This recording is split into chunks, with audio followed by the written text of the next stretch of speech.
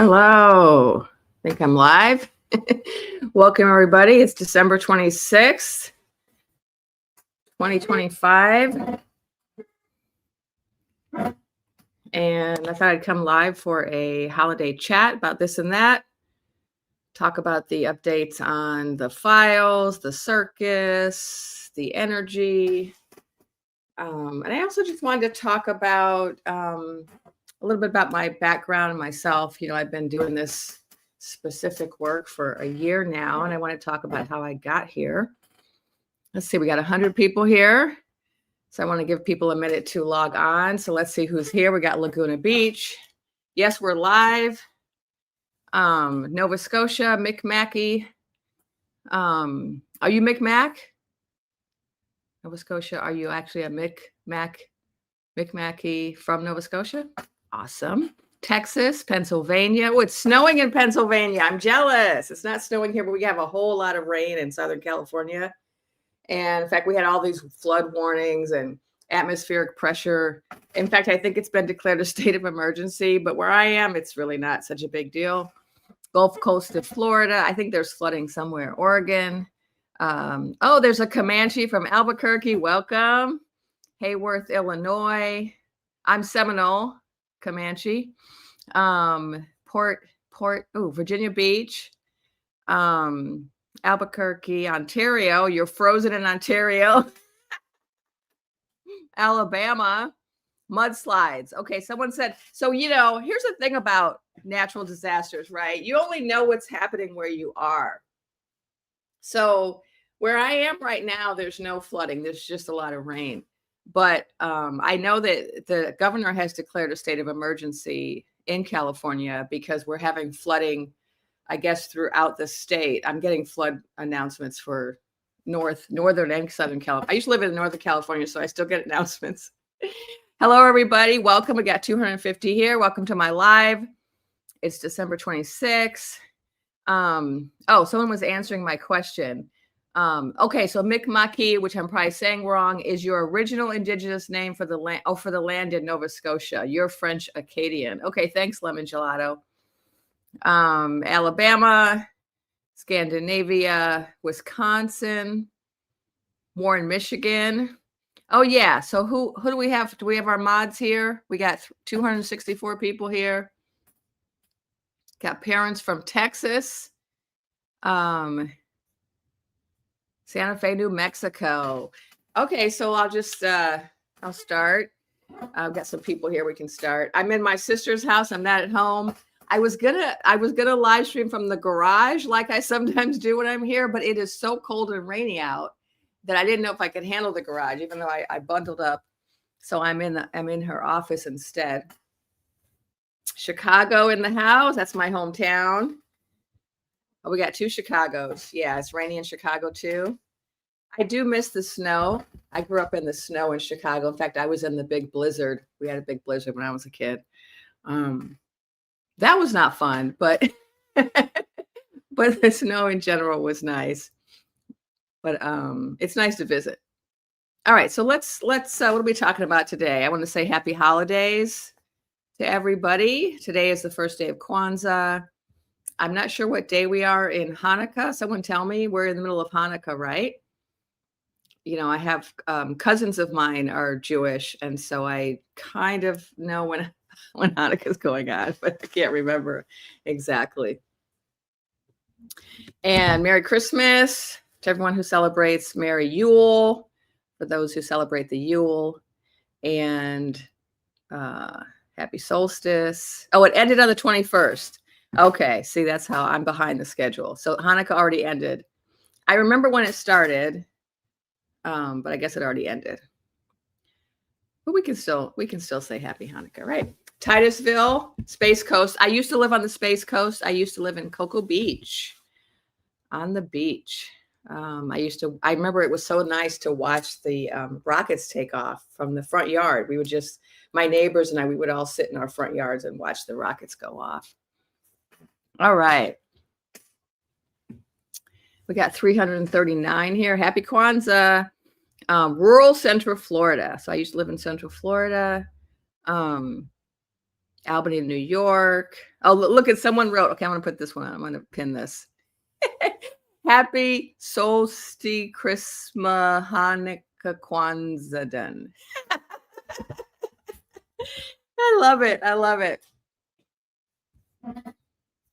All right. So, because it's the holiday, I took a little break from the news, but then I was recently catching up on it to see, what's happening. And so I want to talk a little bit about what's going on.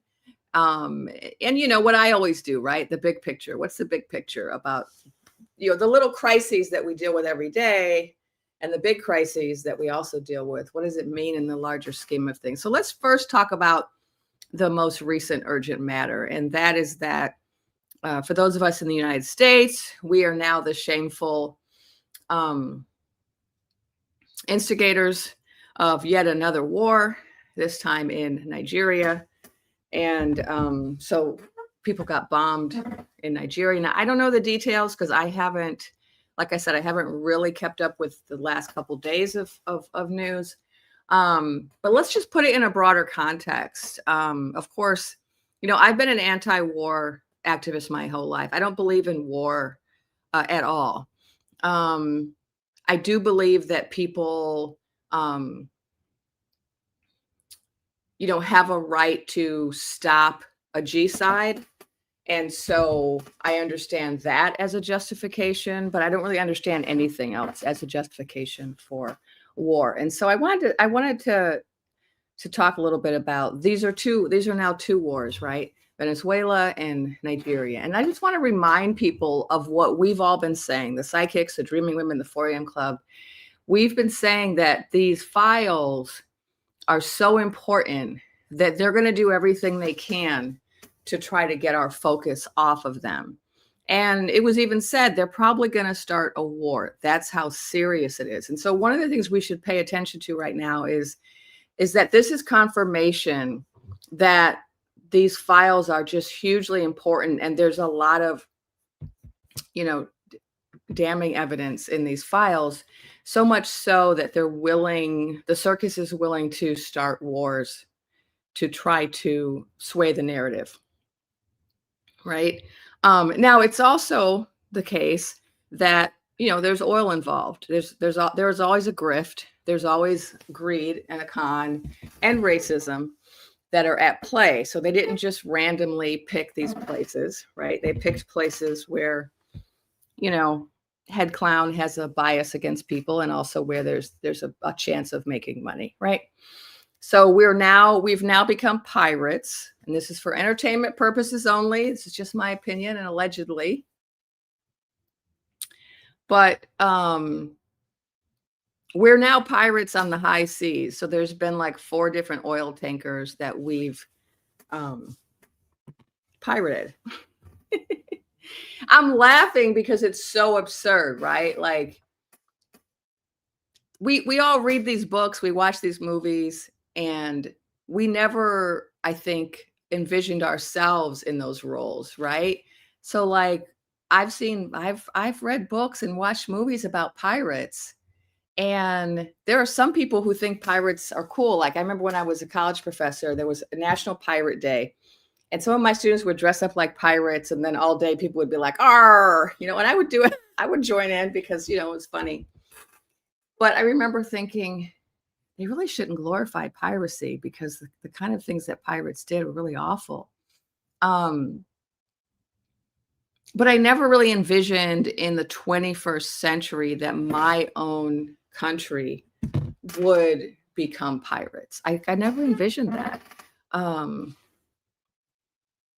So, I think one thing that we all need to recognize, I think this is something we all need to recognize right now, is that, we've been going through so much as a country this last year. It's been really shocking. And it's been very, it's really caused us to be in an identity crisis, right? As a nation, because this is not who we thought we were, right? We have become something that we didn't think we were. And when it happens to you as an individual, it's very hard. When it happens to you as an entire country, it's even harder, right? Because we're very connected to our sense of nationhood, to our sense of identity with our country, with the history of our country. And it's hard when you suddenly find yourself in a country where you just don't really feel proud to be represented by that country. And so I'm just saying this because I think we have to give ourselves a break. We have to kind of recognize what we're all going through. And the end of the year, the winter is a time for reflection. It's a time for kind of assessing what the year has been, reflecting on ourselves, our families, our communities, our nation, and then of course planning for the next year. And so I think we all have to kind of give ourselves a little bit of space and compassion, and acknowledge that what we have been through in the last 12 hours, 12 years feels like 12 years, 12 months, but it feels like 12 years, has been just one assault after another on our nervous system, right? Whether you're following the news or you're not, even if you're not following it, it still impacts you. You find out about it in other ways, right? Having to worry about so many basic security issues. And for some people, it's more than others, right? Like if you're an immigrant, you have to worry about, am I going to be kidnapped by the Gestapo tomorrow? Is my family going to be kidnapped? If you're an elder and you're on Social Security, you've had to worry all year about whether or not you're going to lose your Social Security. If you have health conditions and you're worried about your health care, right? We have like so much war. We all have to worry about, are we going to war, right? So why am I saying all this? Just so we can give ourselves a break. Like, give yourself, acknowledge that you've been through a lot. We've all been through a lot this year, and we're still here. And I don't know, we got to pat ourselves on the back that we're still here and that we're still resisting. Because I can tell you, this time last year, at the end of December, I had been getting dreams, talking to my guides, posting every day.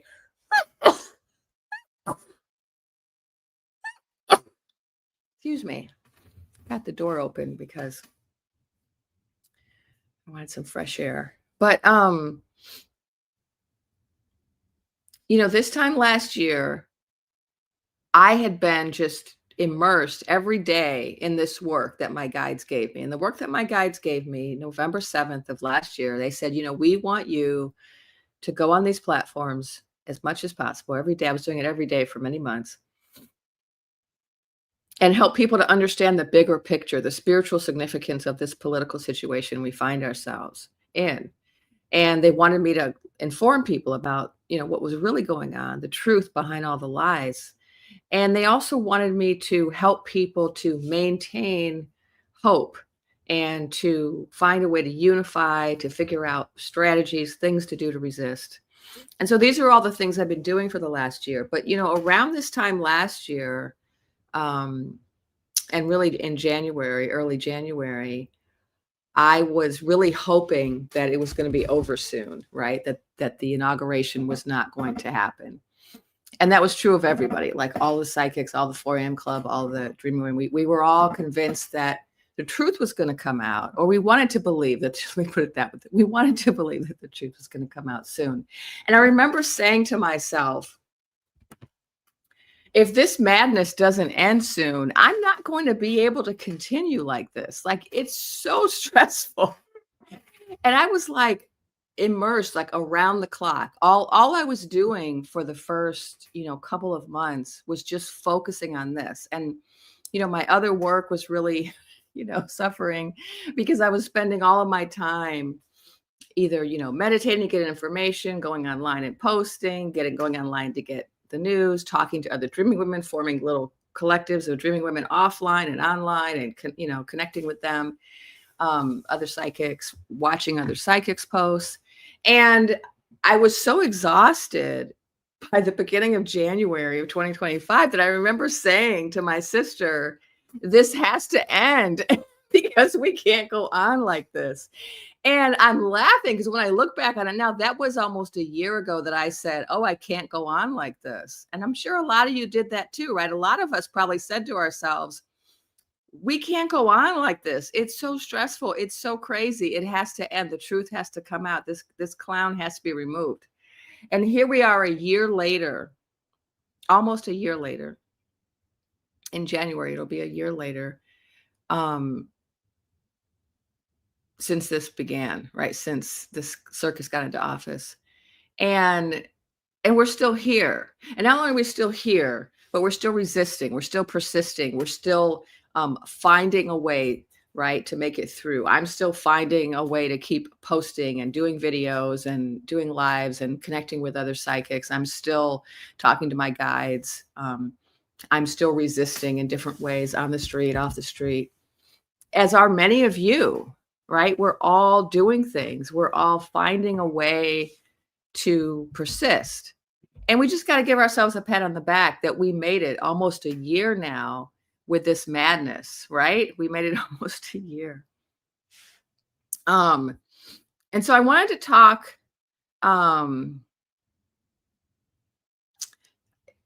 yeah, we're stronger together. We not only have we persisted and learned how to deal with the madness, but we've evolved, right? Let's just make a note of that. We have evolved.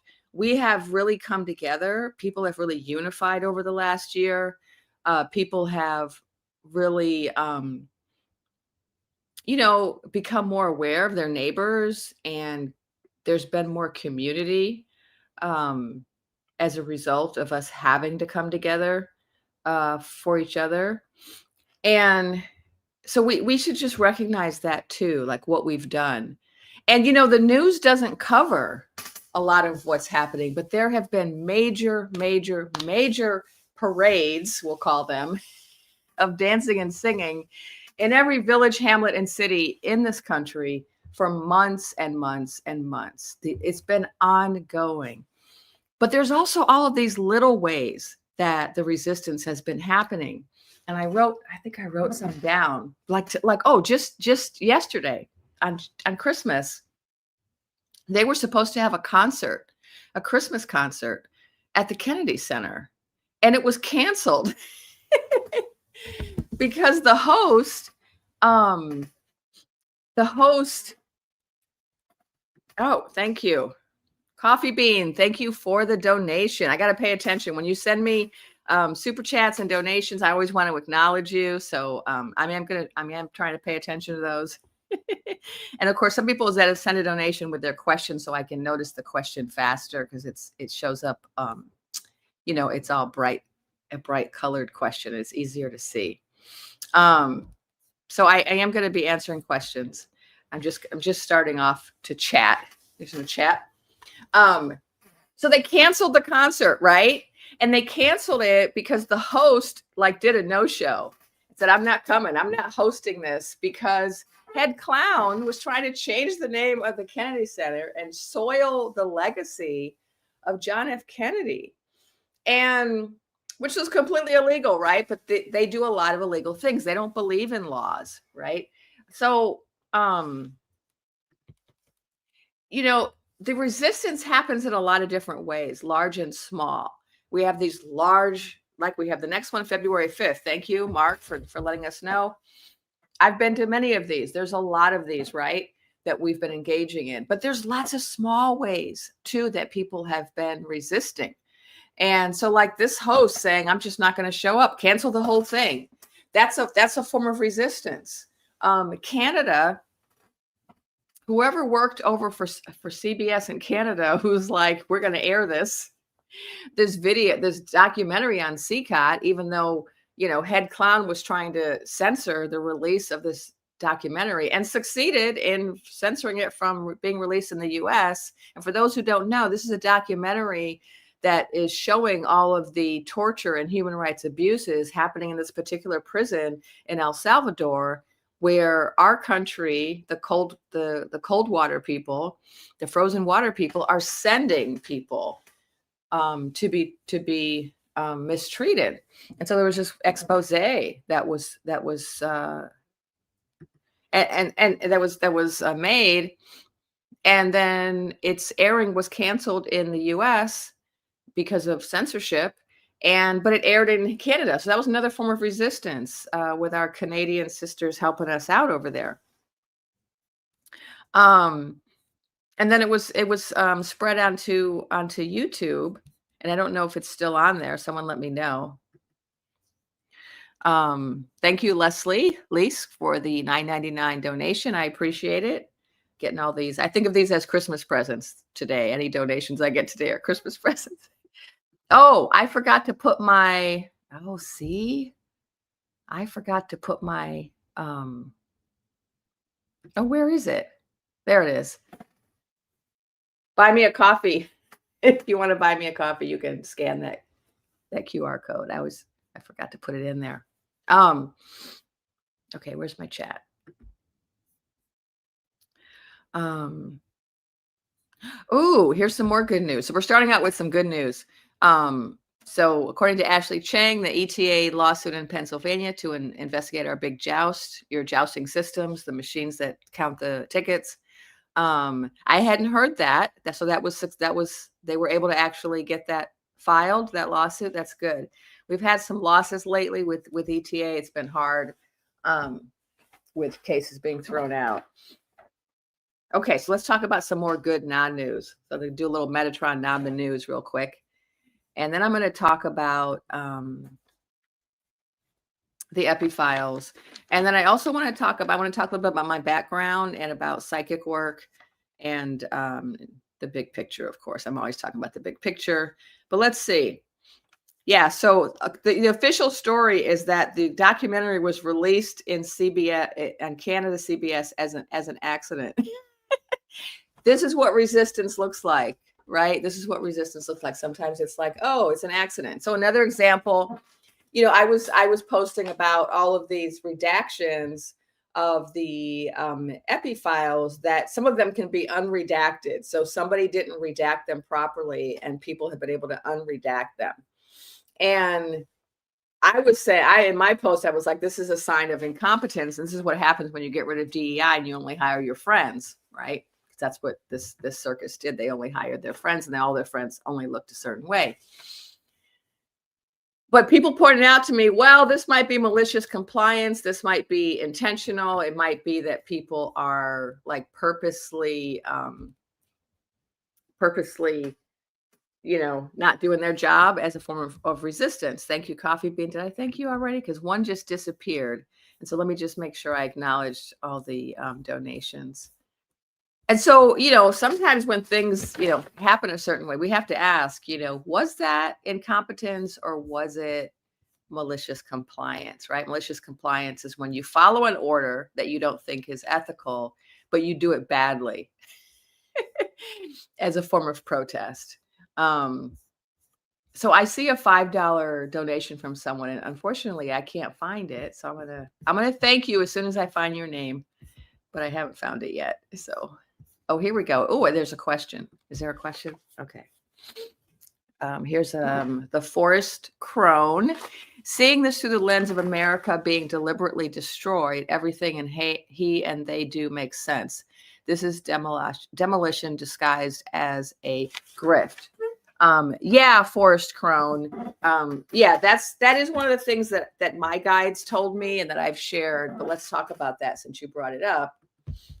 I think that it can be difficult to understand what they're doing if you don't realize that they're intentionally trying to destroy things, because it's not logical, right? We've never in the history of our country ever had somebody get into office for the purpose of destroying our country. It's like, who would do that? Well, an asset would, right? Someone who's actually working for another country would do that. And so this is what my guide said quite a while ago. So let's just talk about that. They told me that the purpose of the circus was to destroy as much as possible. Now, they have their own reasons for destroying it, but there's also a bigger spiritual picture where it actually will lead to something good. But their agenda for wanting to destroy everything is so they can rebuild it in a corporate model, and also so that they can rebuild it in a model that serves Rasputin and Dictator Noodle in the Is Not Real land. So this is why they're just trying to destroy so many departments, so many aspects of government, even physically destroying the White House, allegedly for entertainment purposes. What my guide said is that they're trying to destroy as much as possible because these wealthy merchants who brought the circus to town actually want to take over a lot of things in the United States. So like, for example, we have a post office that's federal run. And so the federal government controls all mail and it's provided at a nominal cost. Like mailing stuff is not that expensive. And that's because it's subsidized by the federal government. If you want to just mail it a regular letter, it's not that expensive, right? A stamp is like what, 50 cents, 44 cents or something, right? But they want to destroy that. And then a certain bozo clown wants to take over all of shipping. And so if they can get rid of all of the government structures like that and take them over and turn them into a money-making for-profit corporation, right? Same with, so then there's also another clown, the teal clown, who wants to get rid of like federal banks and FDIC and all of these kind of federal protections for money. And they want to turn all of our money into digital money and then have corporations like Teal Clown control the money. And remember that Teal Clown started the PayPal app, right? Now, I didn't know all this. When I first started getting this information from my guides back in 2024, I didn't know that much about Bozo the Clown, Teal Clown. Now I'm forgetting the names of the other clowns, but I was being told about these 7 wealthy merchants who had all worked together to bring the circus to town. And they did so because they have an agenda that they think the head clown will serve. And so each of them has their individual agenda. So like Starboy Clown, his now I spent so long since I got this information, I got to remember it. His agenda was to get control of all communications, I think. Was that it? Was that him? Through the satellites. And he was also trying to get control, of course, of space travel. But I don't remember exactly right now, but let's just so let's not maybe go into all the details, but the bigger comment, the bigger concern is that they wanted to take control. So they each have their own kind of lane that they're in, their own form of business. Like I want to be in charge of money. I want to be in charge of shipping. Another one says, I want to be in charge of controlling communications. I want to take over the internet, right? So there are different things that these different corporate bodies, corporate people want to take over. And I call them wealthy merchants. And so that's why they all work together with the circus to bring this particular clown into office. So that was their agenda. And so the wholesale destruction of so many of our institutions is quite purposeful. It's not incompetence. It's not an accident. It's not because he's a bumbling fool, doesn't know what he's doing. 2 things can be true at the same time. He's a bumbling fool, but he's not in charge. And the people who are in charge know exactly what they're doing. And the destruction of many institutions serves a greater goal. I think I have another donation that I have to acknowledge. So thank you everyone for being here. And thank you for your super chats and your donations and your questions that I am gonna be answering more questions as I go. Thank you, Patricia Freeman, for the $20 super sticker. I appreciate it. Thank you. That's another Christmas present. These are all Christmas presents to me. Let me just say something about that briefly. I didn't post as much in the last couple weeks because it's a holiday and I've been like baking cookies and wrapping presents and visiting family. And so I haven't been working quite as hard, but it's just because it's the holiday. And but what I always say to my guides is whenever I don't work as much, whether it's working on my other work, like I teach classes. I have a website, I teach classes, and then I teach for the Shift Network, and then I also I have books, and I have different things that I do for income. And when you work for yourself, your money is directly related to how hard you work every day. And so if you take a day off, it affects your money. But what I said to my guides recently is I said, listen, I'm doing the work you told me to do. And so you're going to have to pay me for my vacation days and my sick days and my personal days. And so whenever I see these donations coming, I'm like, oh, that's the answer to my request. I asked to be paid on my vacation days. Okay. So so here's a this is a green one. What does that mean? Oh, it means you're a member now. Thank you, Cyber Lucy, for becoming a member a month ago, it looks like. So this is like, I guess, your month anniversary. Thanks for continuing this good work. What are your thoughts on whether DOJ Blondie will actually get the book thrown at her by Massey and Rokana? And then there's another, I'm going to answer that question. But first, I want to just acknowledge this person, Amanda Celeste, for gifting a membership to someone. Thank you so much. And let me just make sure I've acknowledged everybody. Okay, I have another question, but let me answer this question first because I see some others. I do think it's happening. I just saw something today. I have some notes from On the News, and I just saw something today. Now, I didn't specifically ask my guides about this, so I can't say what my guides specifically have said about Blondie herself. I can't answer it in that way, but I will answer it. Oh, yeah, that's right. I found something about this judge, but then it turned out to be a month old. So I guess I don't have any new news about Blondie. They did say that they were filing something called inherent. Now I forget what it's called. They were filing some kind of legal document that allows the House to actually detain her and compel her to release things.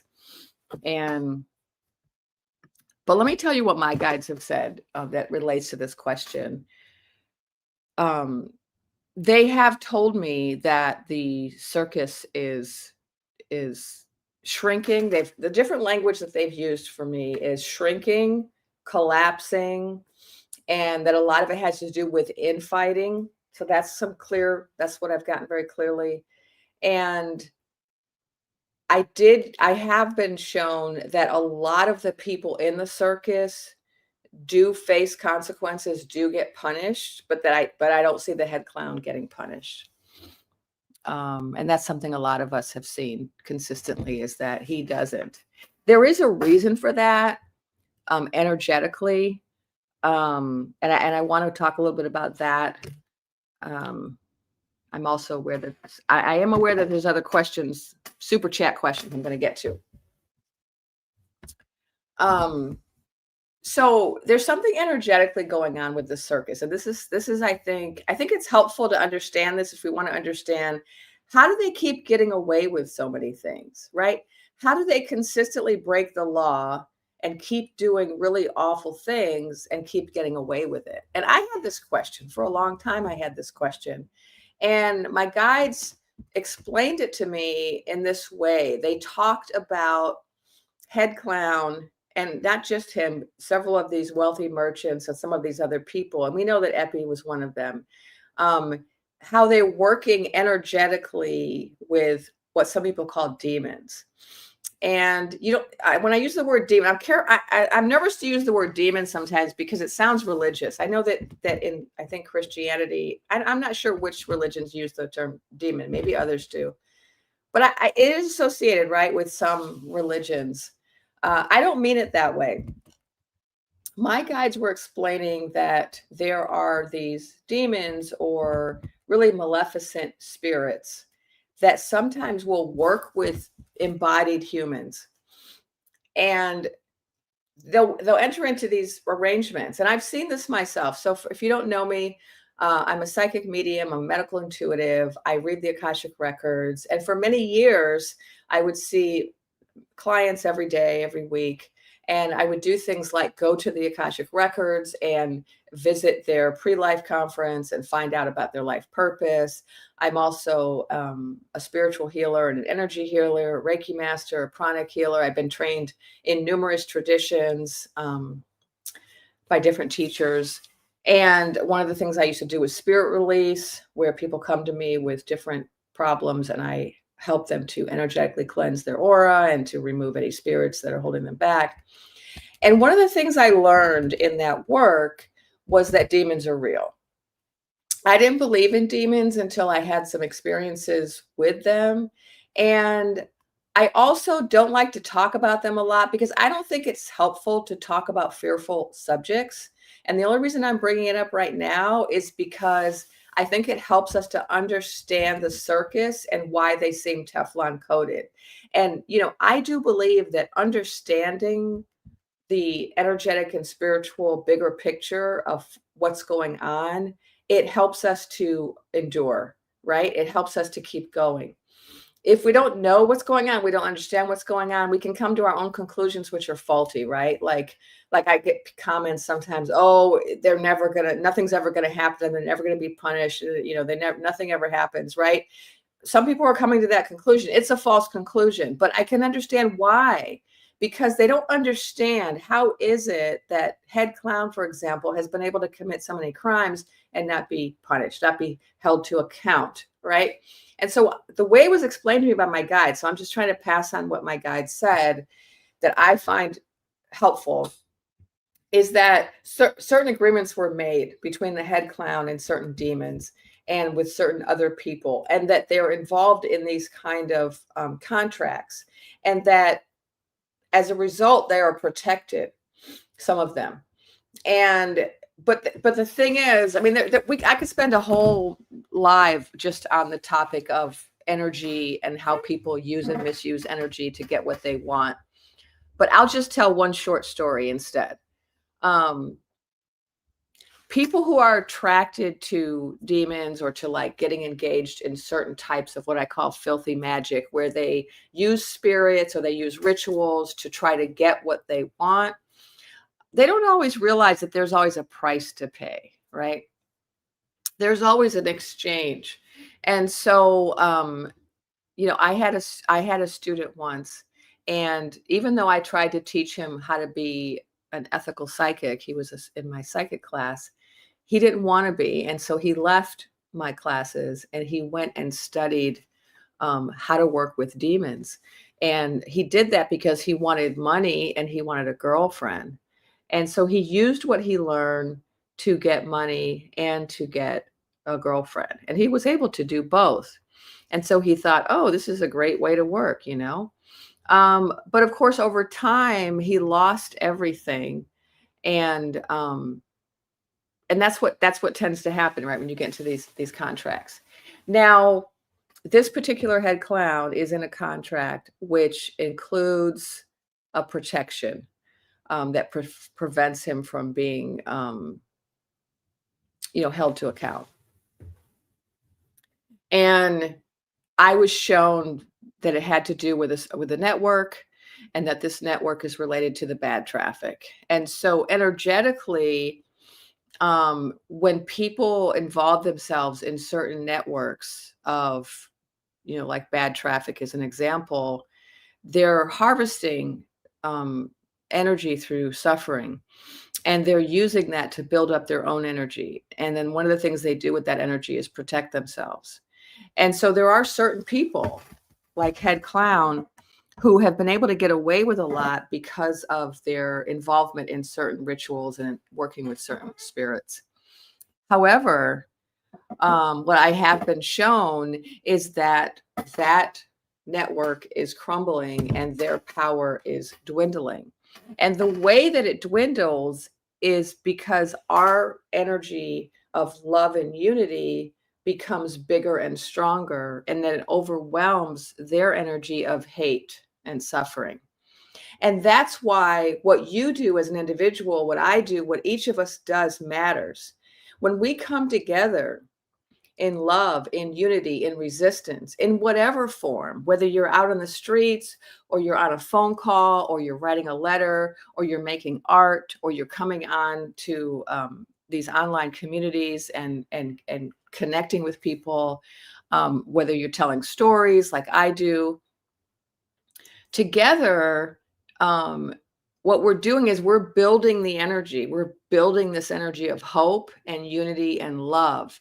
And that energy is strong enough to counteract this very negative, evil demon energy that the people in this network who are involved in a global network of really terrible things, right? We're more powerful than we have greater numbers than they do. And all we need to do is unify and to kind of consistently build our energy in a positive way. The light always drives out the darkness. That's a like analogy that people use in spiritual circles. And the idea is that, it's not that we have these two opposing forces that are equally powerful, like the bad people and the good people, right? That's really not how it is. They're not equal. We have people who are focused on the light, like us, people who are about helping one another, unity, love. Who can we help? If someone's hungry, can I go help the hungry people? Can I help the people who are being kidnapped? That energy of love and kindness and giving is so strong, and it's, if someone engaged in really horrible things like hurting children, they're suffering from an absence of love, an absence of kindness, an absence of charity. And so it's not that they're as powerful as the people who are focused on love and kindness. It's that they're missing out, right? They're lacking. And so exposure to love and kindness and generosity over time actually changes people who are lacking in those traits. If you are somebody who is very selfish and self-centered and unkind, but everybody around you is kind and loving, over time, it becomes increasingly difficult for that selfish person to stay selfish, right? Because the energy of all the people around them engaging in loving kindness overwhelms the lack, because it's not two equal and opposite forces. It's presence and lack. And if you bring presence next to lack, presence fills the lack. And so this is the way my guides were explaining it to me. And when we think about it this way, I think it helps to give us hope. And it also helps to remind us how powerful we all are. Like each one of us is powerful because we have energy. We all have an aura. We all have a heart. We all have the ability to say things and do things that are loving and kind. And every single thing that every single one of us does, which is loving and kind, impacts other people around us. And so even as I'm speaking these words aloud, I'm being filled, with shivers and goosebumps and just confirmation from my guides that they want me to talk about this. Because we're all powerful, and we have seen that. We've seen that in the last year, right? We've seen how our ability to raise our consciousness, raise our energy, focus on kindness and loving togetherness, how that is shifting the whole country.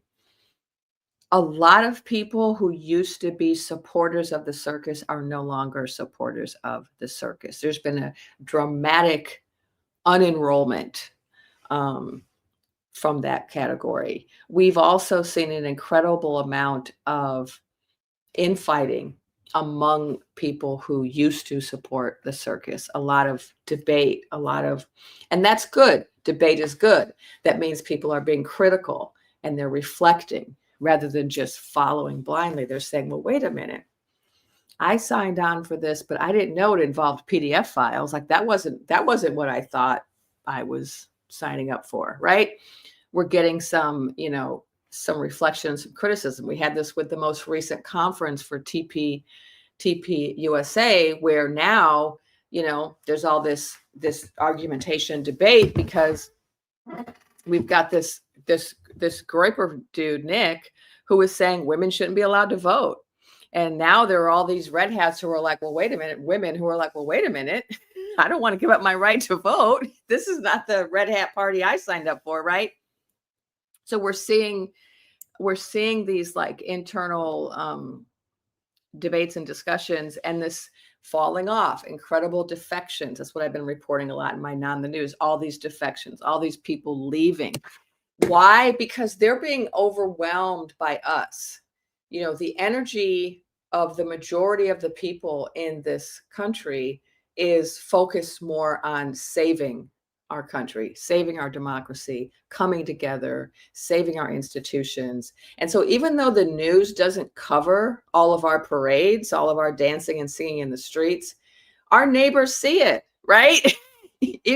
Maybe it's not on the news, but it's in your neighborhood, right? People are driving by and seeing the signs. People are driving and seeing the people in the streets. People are seeing all the different forms of resistance and persistence all around them, and it's impacting them.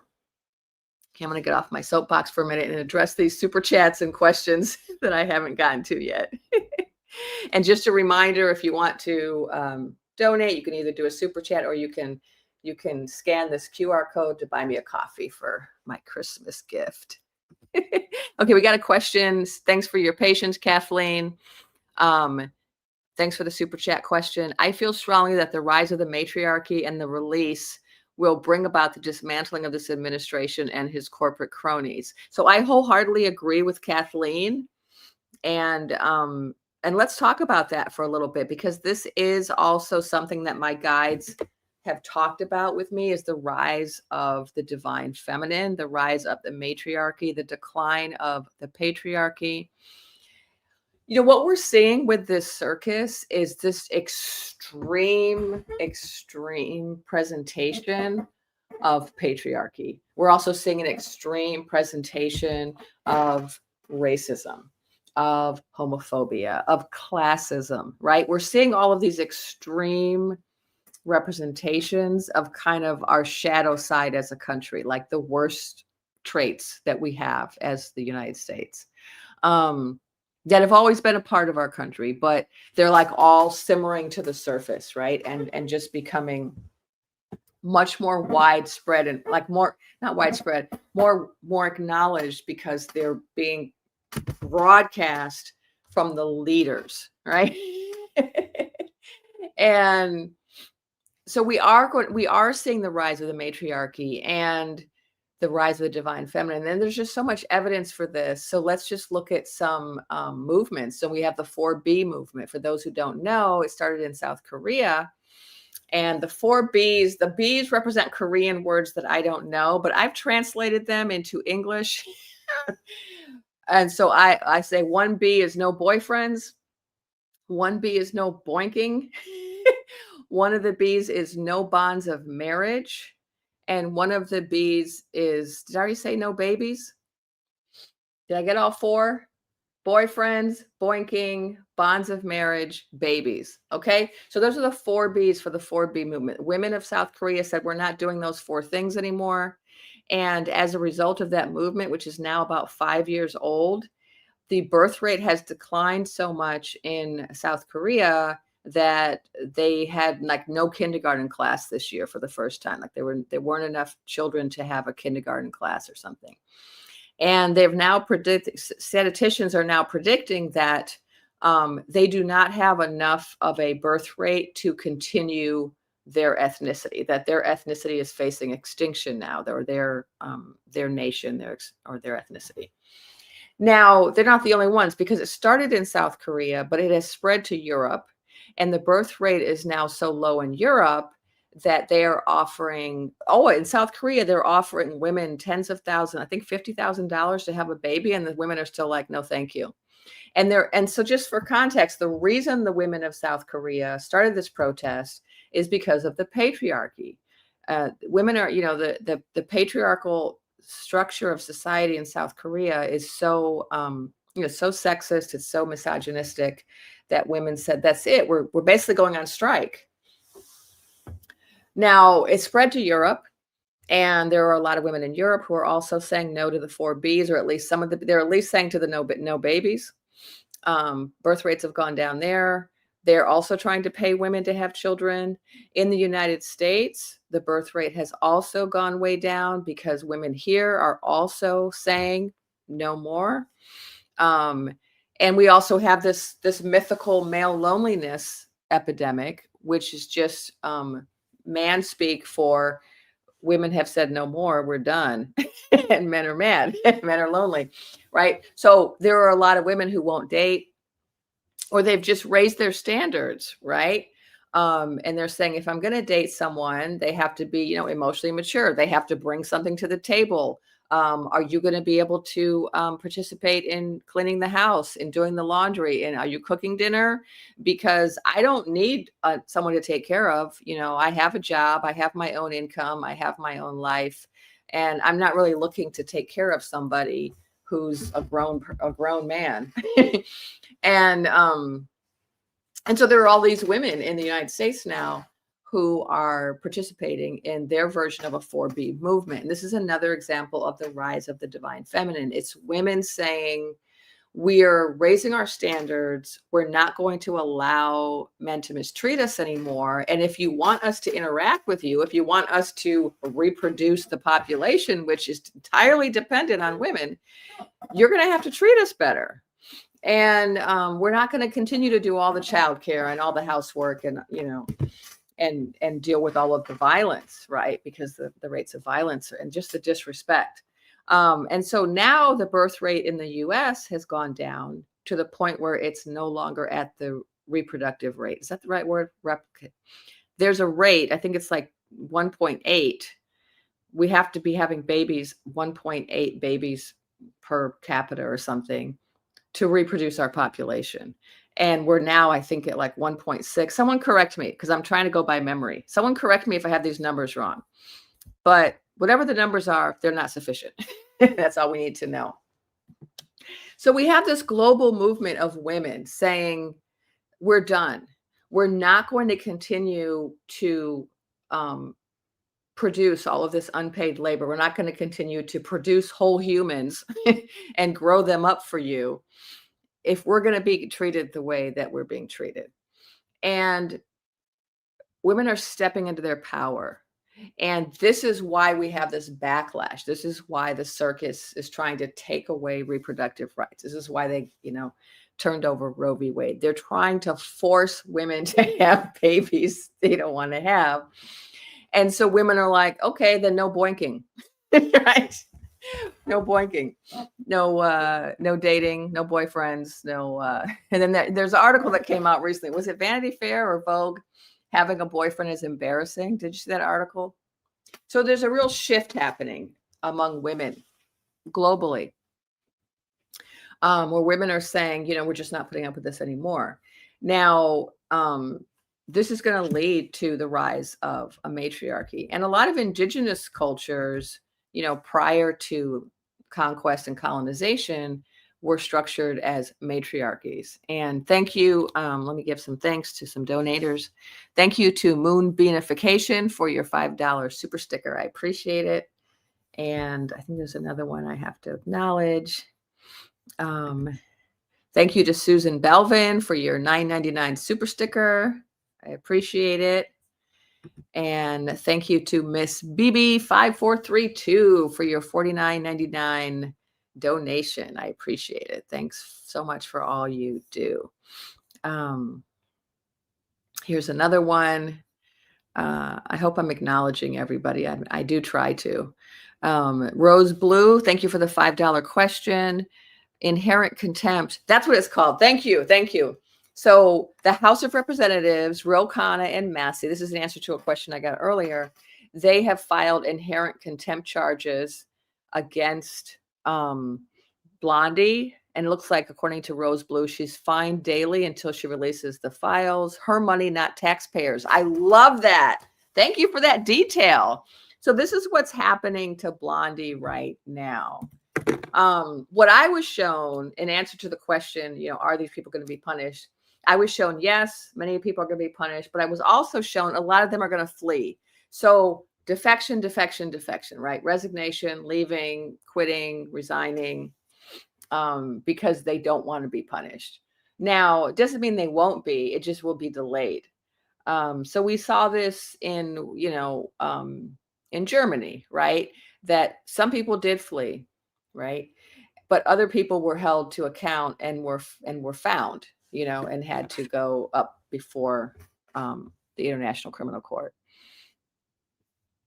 Okay, let me just make sure I haven't missed any questions. And yes, I have. Lynn Fry, thank you for the 1999 super sticker. I appreciate it. And let me just make sure I didn't. Oh, yeah, there's quite a few in here. Thank you for your generosity. City by the City, City by City. Thank you for your super sticker of $4.99. Oh, looks like a question. Kathleen O'Malley. This is your second question, super chat. Thank you. Our retribution is his increased mental decline and demise as his father experienced an ultimate death by Alzheimer's, coupled with the downfall of the family legacy. Much love to this community, Cass. Okay, yeah, let's talk about that, because this is something I've seen too. What I've seen is, we do know he's declining mentally, and that his health is not good. But in terms of the legacy, the reason why he's trying to do all this crazy stuff with his legacy, right? Like trying to rename stuff and put his name on everything and build ridiculous monstrosities, is because he knows that his time is limited. But what I've been shown is in the future, there's a legacy, but the legacy is nothing like what he's trying to build. The legacy is similar to Smittler, but really it's a bigger legacy even than that, because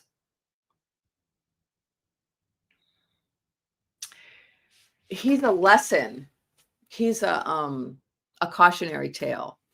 And Smittler was also a cautionary tale for Germany. So like Germany, the great thing about Germany is that what they decided to do after that was over is they decided to never forget, right?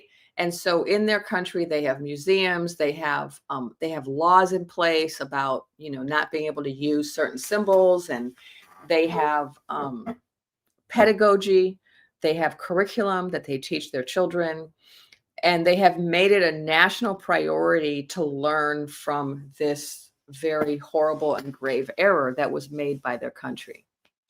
And so we're going to have something similar happen in the United States, but it's going to be bigger, because the interesting thing about Head Clown, that when we look at the bigger picture, is that he's not just this horrible person who is perpetuating suffering against a number of people. He is that. But in addition to that, he is doing so in a very particular way that is linked to our history. And so when I talked earlier about like the dirty underbelly of the United States, what the current circus is doing is kind of exposing all of our flaws as a country, like everything we've ever done in the past that was bad. This circus is trying to bring back and do again, right? So,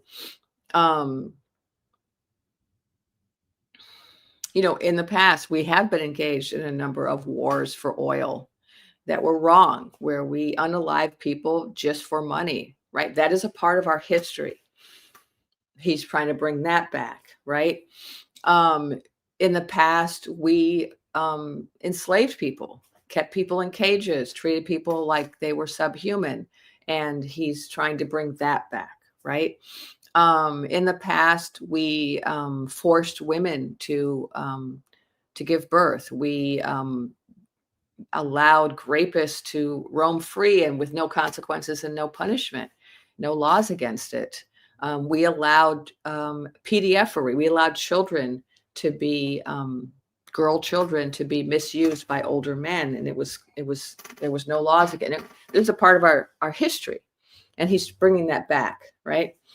So there's a lot of examples I could give, but I don't want to, because who wants to talk about all that? I'm just trying to make a bigger point. And the bigger point is that the role that he is playing energetically is bigger than the role that Smittler played in Germany. It's bigger. And the harms are bigger. I know that's probably hard to imagine because when we think about that era in history, it was so horrific, right? It's sometimes it's hard for people to think like, what could be worse than that, right?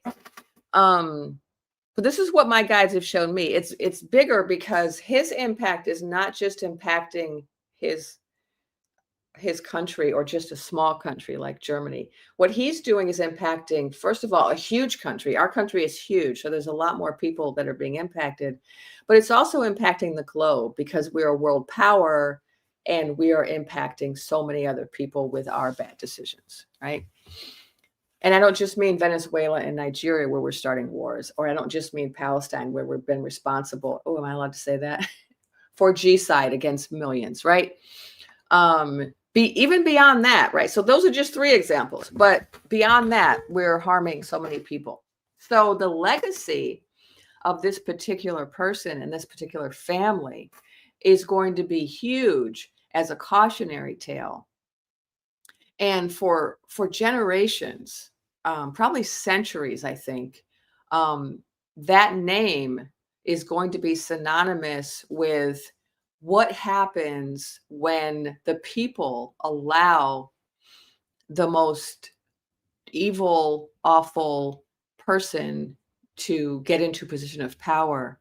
This is what happens. Like when the people do certain things or don't do certain things, when societies are structured in such a way like ours is, that we allow our government to be run by one gender. This is what happens. Like he's like the consequence, the ultimate worst consequence that comes from a series of bad decisions that we as a country have made.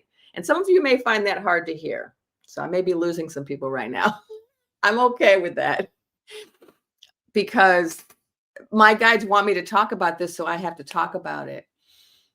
It is hard for us. It is hard for us to recognize our role. It's hard for us to take responsibility for how we got to this point, but we have to, right? If we want to move past this, if we want to rebuild, if we want to create a better country and a better world, we have to understand how we got here. And so there are a lot of things that led us here.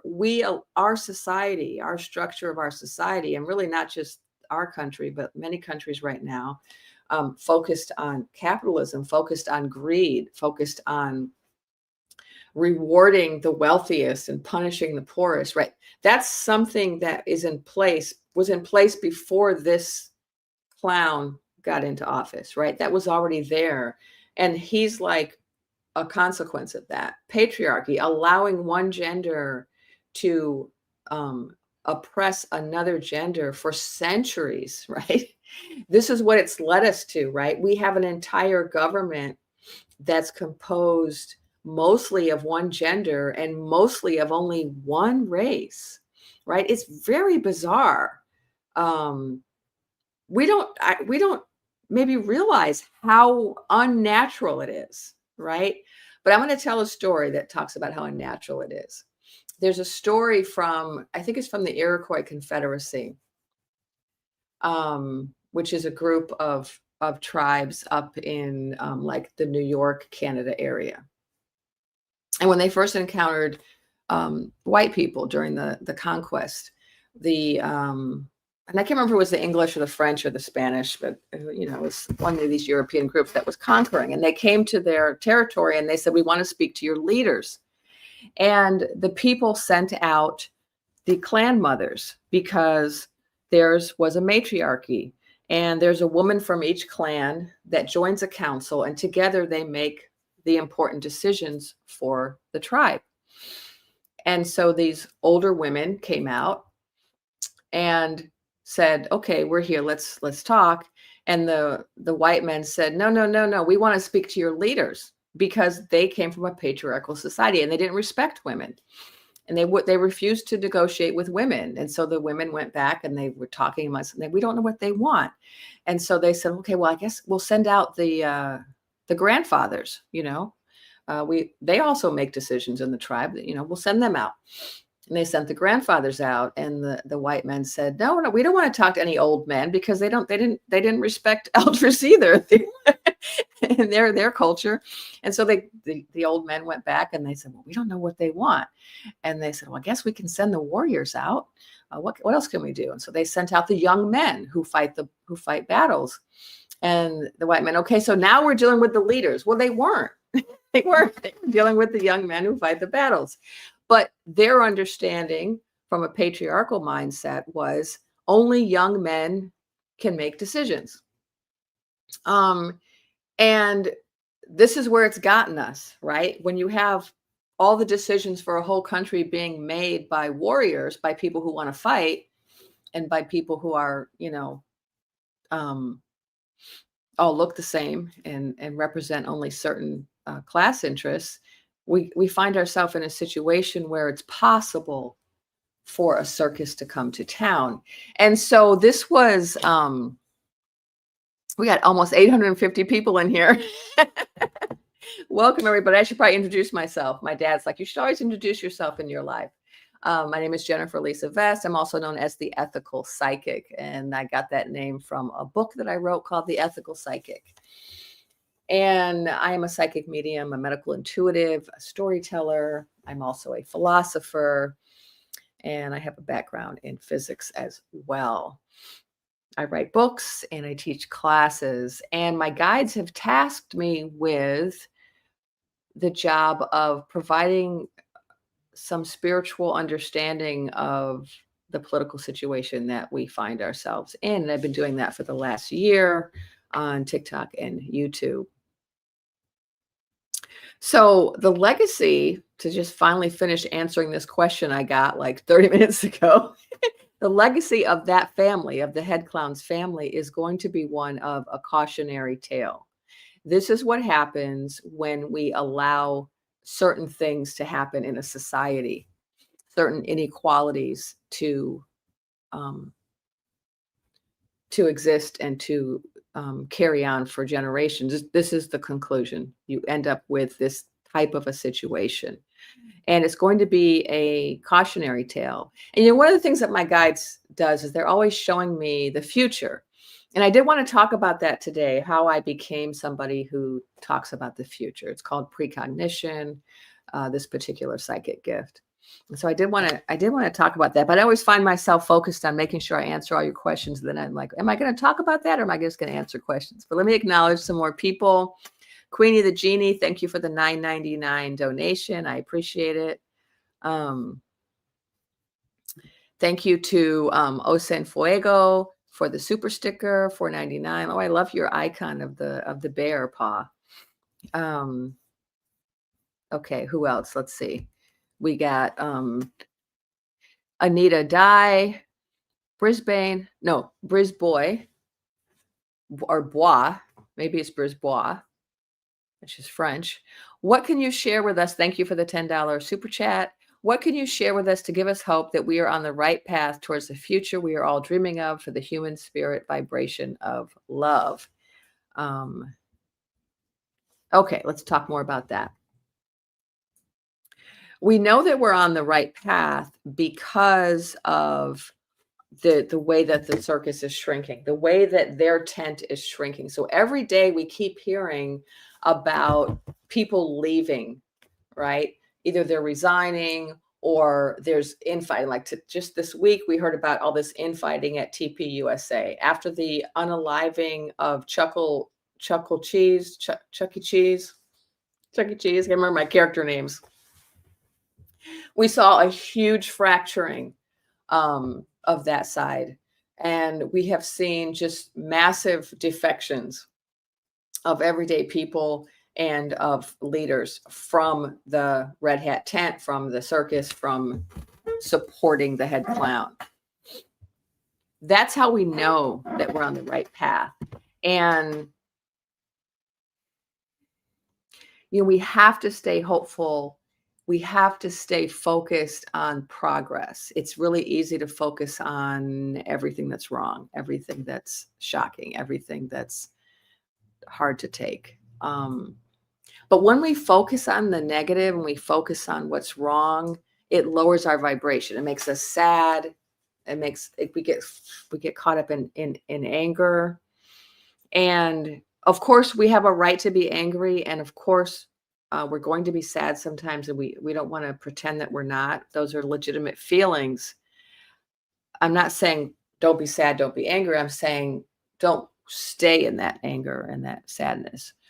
We can transform that into something. And so anger is actually an emotion that can be quite transformative. Like a lot of movements in our country of social justice were born out of anger, like people being angry about being oppressed or people being sad about seeing someone else oppressed. And so we can take that energy of sadness, of anguish, of despair, of anger, and we can then turn it into action, right? Use that to motivate us to do something. Because when you're sad, if you just sit at home and just feel sad for days on end, you don't feel better, right? It's hard to feel better. But if you give yourself time to feel sad, but then after you've given yourself some time to kind of just feel your feelings, you then say, okay, now I'm going to do something to mitigate this sadness.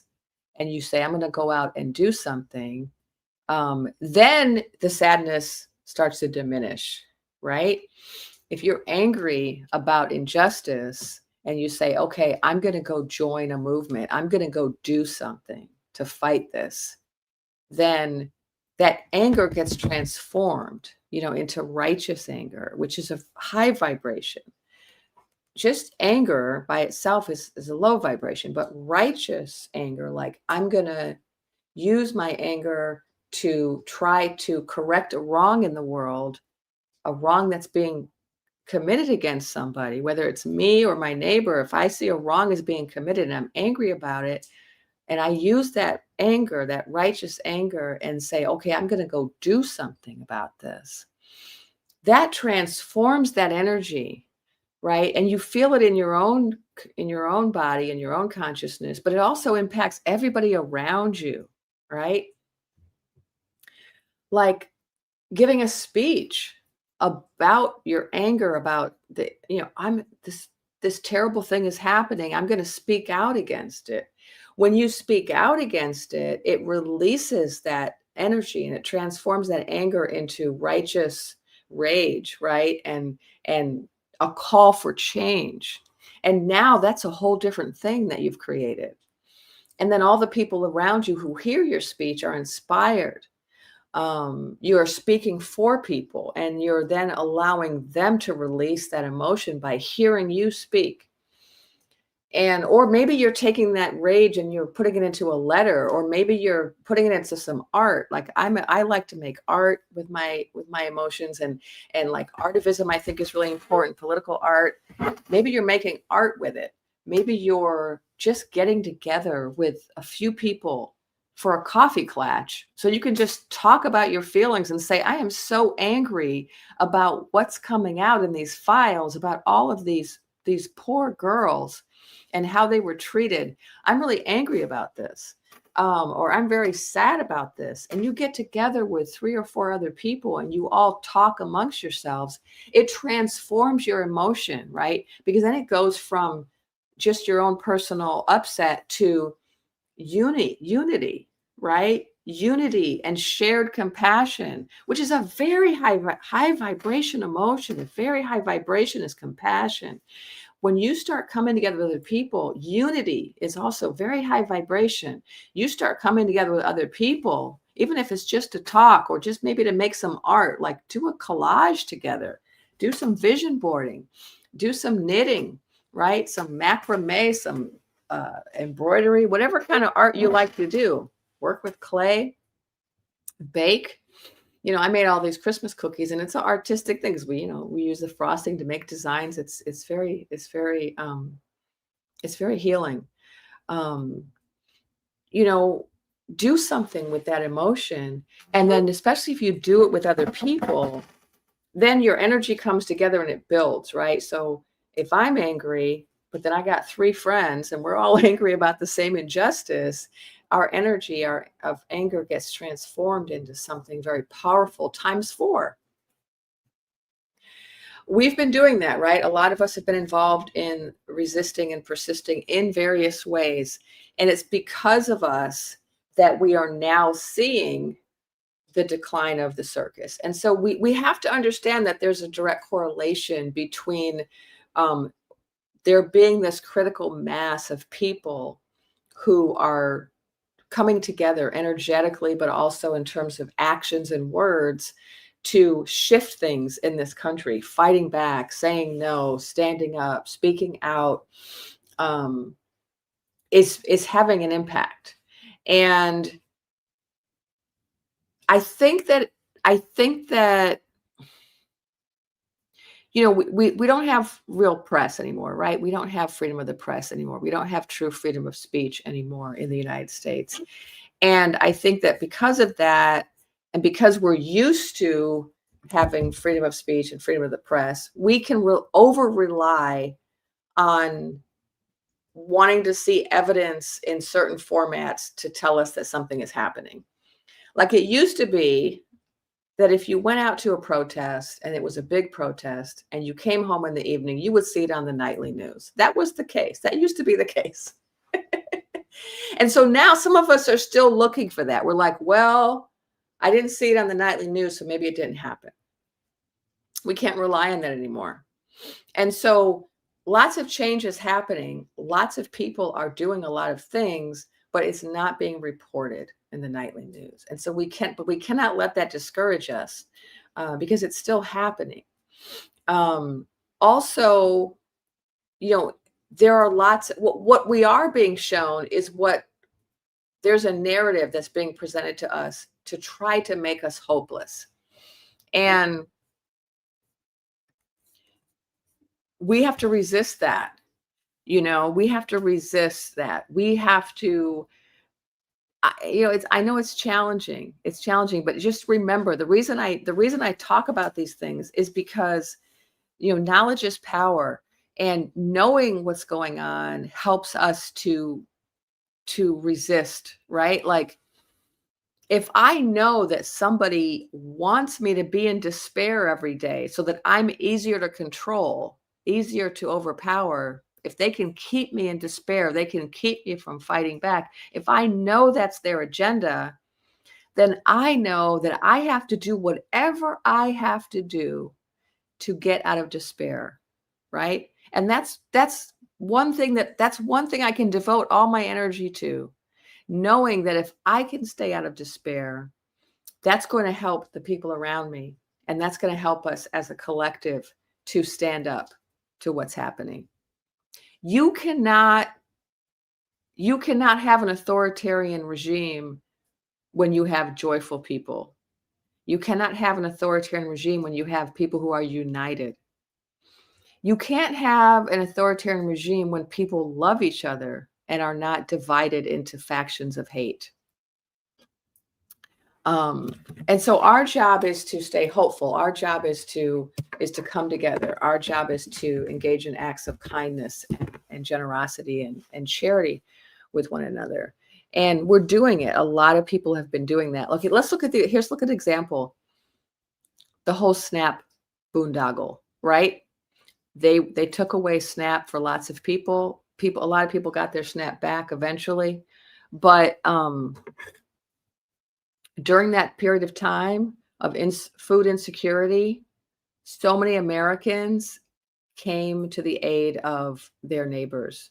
People started food banks in their front yards. People donated. There was a huge surge in donations to food banks. People volunteered.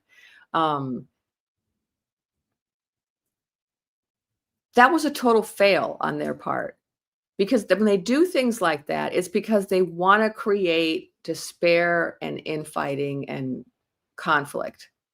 Because when people are hungry, when people are without job, without childcare, when people are going without basic needs, it can make a person kind of sink to their lowest, right? Their base nature.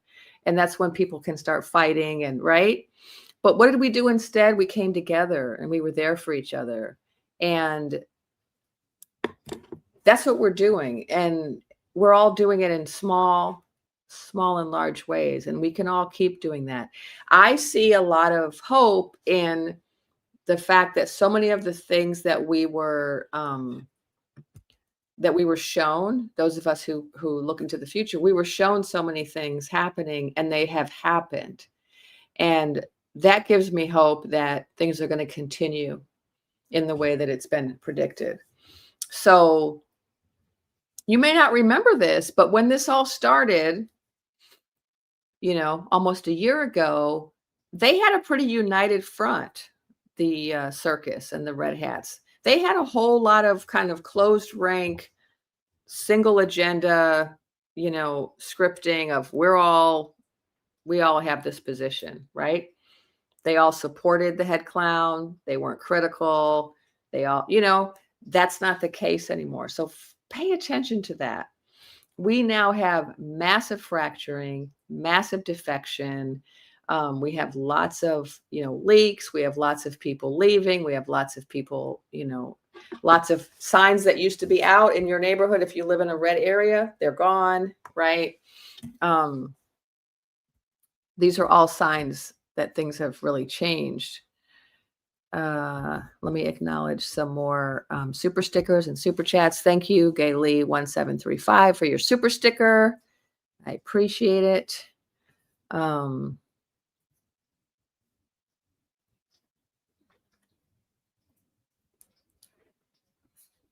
Okay. And then I'm gonna look at some questions. Although I keep saying I'm gonna also talk about, it's already an hour and 21 minutes. We have 853 people here. Wow. Okay, glowing and grounded. Thank you for your $5 donation. Question: do you think there might come a day when we screen potential leaders with standardized psychological assessments? Oh my God. Wouldn't that be like, that should be the bare minimum, right? Because there are so many jobs you cannot get in this country without going through one of those tests, right? Like I think working with small children, you have to go through a background test, a background check. So I'm going to say that the way that I've been shown the future, it's less about regulating criminals and it's more about changing the structure of society so that we no longer glorify the traits that these people have. So we currently live in a society that glorifies certain really narrowly defined demographics, right? So we live in a society that glorifies rich white men, for example. And it glorifies them because they're rich, because they're white, and because they're men. And then as a result, kind of doesn't pay attention to their actual character traits. And what I've been shown is not that we have like more regulations, although that kind of makes sense to us right now. It's like, oh, we should have had more regulations. But the regulations didn't really work for us, did they? Because we do have, I think it's in the Constitution, it says you can't be a felon and be a president, but we have a felon. So there are lots of rules we had, laws we had, and they've just been broken. We have the Constitution says there has to be separation of powers. The Congress is in charge of war. I mean, there's a lot of laws we have, regulations, right? And they haven't been followed. And so I don't know if our problem is not enough legislation. It's really that we live in a society where we have tended to reward certain traits over other traits. Like greed is a trait that is rewarded in our society. It's not punished. Selfishness is a trait that is not punished. It's actually rewarded in our society.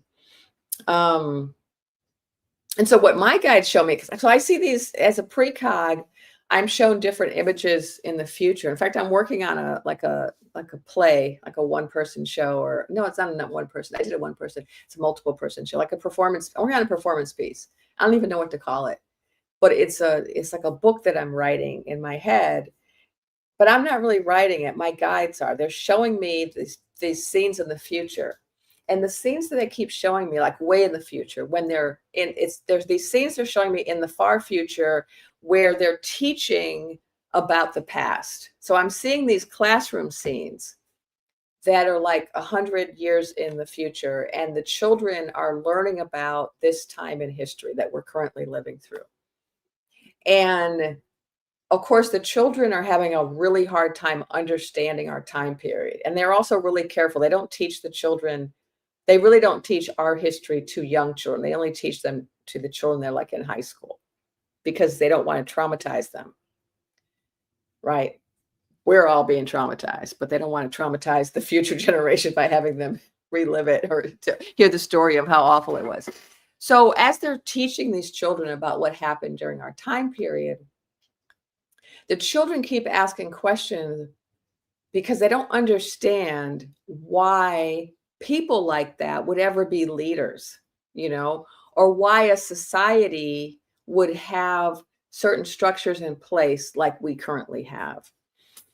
And so what I've gotten from a lot of those visions of the future is that they don't have that type of societal structure. They don't have a societal structure that privileges people that look a certain way or that have certain genitalia or that have a lot of money. Like they have no understanding of that in the future. They are focused on traits, character traits. Like, are you a good person? It's not about what you look like or what kind of body you have or how much money you have. It's about what kind of person you are. And so they have a really hard time when they look at this time period. They have a really hard time understanding, why did we allow like our government to be run by the people that run it? Why did we allow our society to be structured around money? Like, why was money a thing? They don't understand that in the future. Why did we have war? They have no understanding of war. Why would you kill people for oil? Like, why? And so what I see when I see what we're rebuilding, because what we're going through is a demolition. We're going through a demolition of our country, a demolition of our structures, a demolition of our government. We're going through a demolition of a lot of things. But that's not the end. That's the end before the beginning, because then we're going to rebuild. And when we rebuild, we're going to have something much better, because this period of time is causing us to reflect on how we got here. It's causing us to reflect on how a head clown could ever get into a position to even run for this office. Like, how did we even get to the point where we thought someone like this was admirable in any way, right? What is it about our society that told us that if a person owned a building or had access to a certain amount of gold bullion, that was somehow a good thing?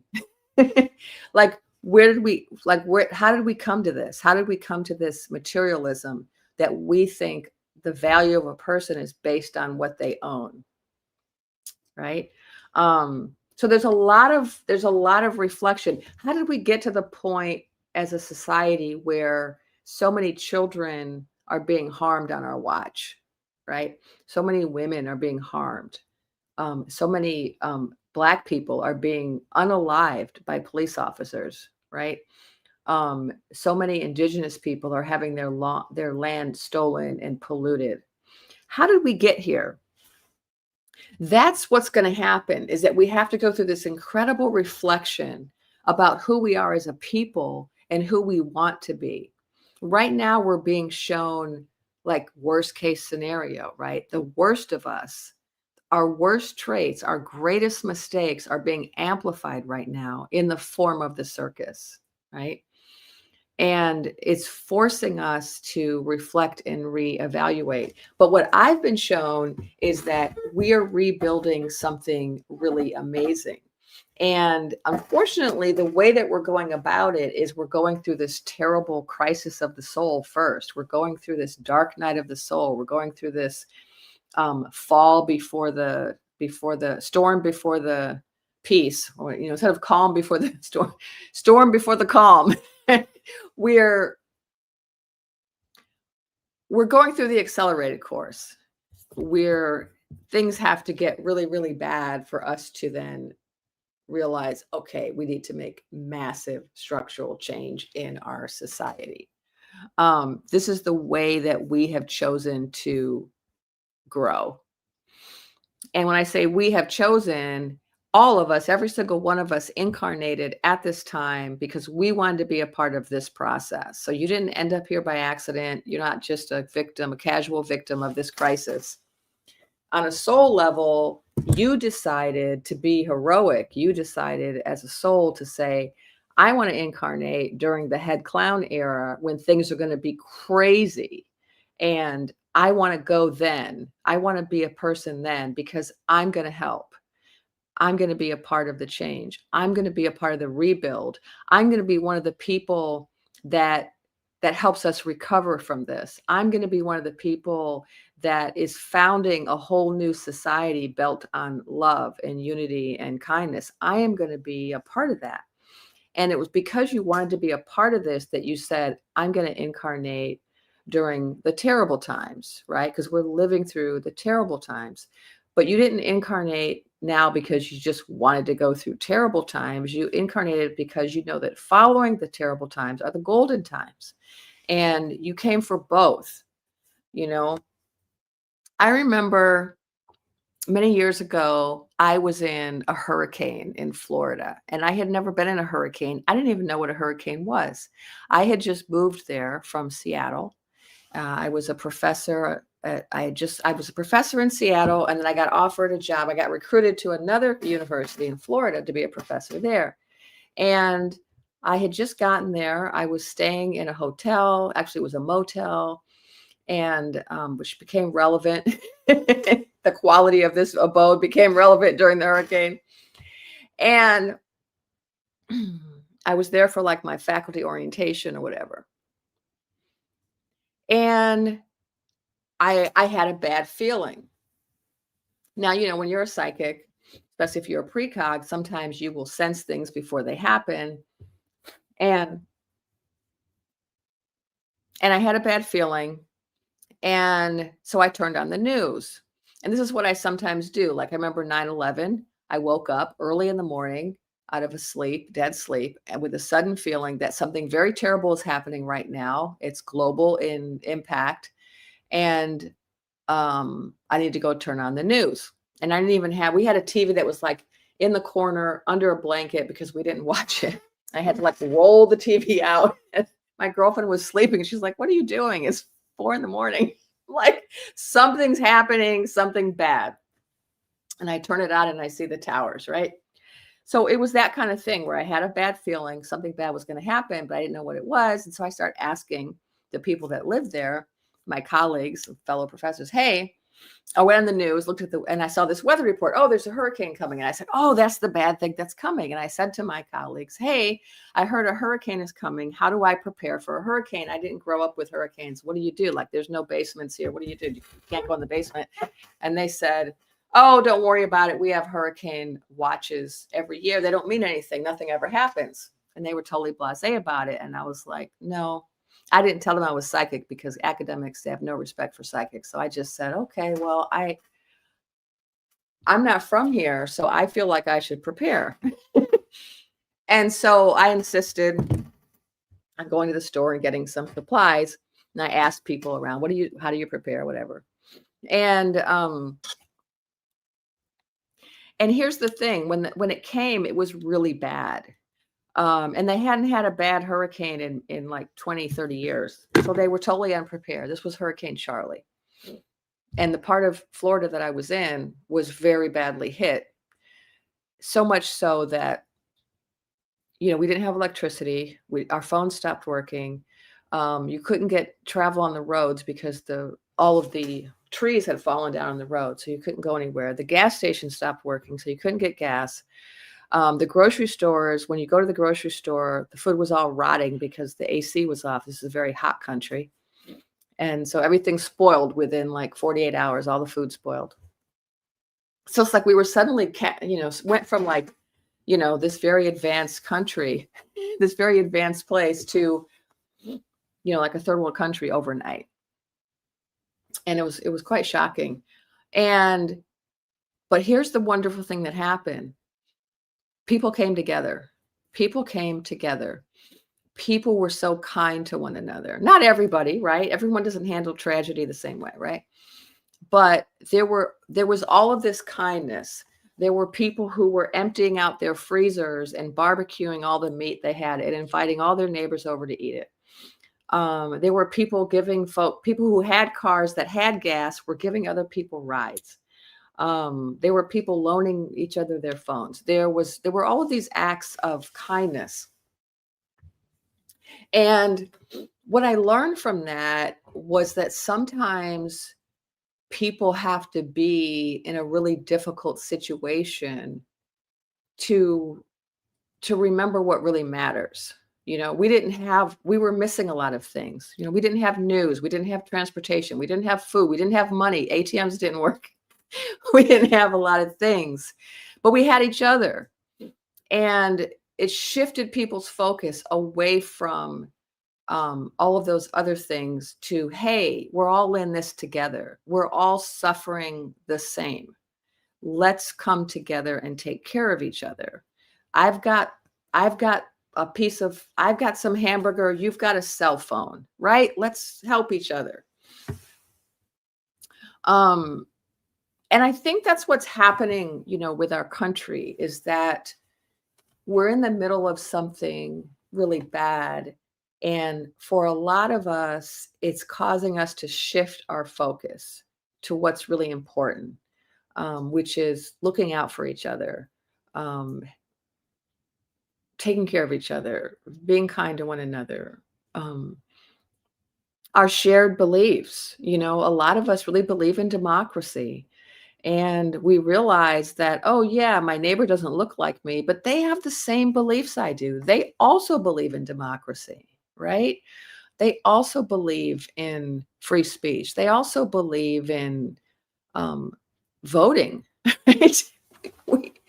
We have those things in common. And maybe we have different religions or ethnicities or different income brackets, but we share those beliefs, And so I think that what I was shown energetically was that we're in this really important moment spiritually and energetically. And we have to go through this part of it in order to get to the part where we rebuild our society in a better way. This is just like the destruction period we have to go through. Okay, I'm going to take a break from talking and see if I can answer some questions or acknowledge some super chats. We got 845 people in here, and I've been going an hour and 37 minutes. Margaret Miller, kindness, generosity, courage, passion, heart-centered action. Thank you for being such a powerful demonstration of love in this potent time of change. Great appreciation for you. Thank you, Margaret. It's so sweet. I am trying to do my best. My guides have made it really clear that I'm supposed to help raise the vibration. And I try to do that in different ways, with humor, with stories, with little speeches like I just made about coming together. Nartha B, thank you for the $5 donation. What even separates our ideas about power today from the power structures of, say, ancient Rome? We evolved our tech. Time to evolve our spirit. Exactly. It's definitely time to evolve. And we're in this period of evolution right now. And evolution can be messy, can be painful. Okay, let me see if there's any questions that I can. So here's one from Skizzle 1234. How long would the destruction last? I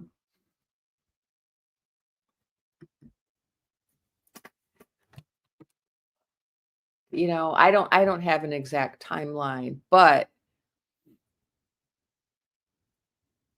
I can say it's not going to last for a long time. I don't see it lasting for a long time.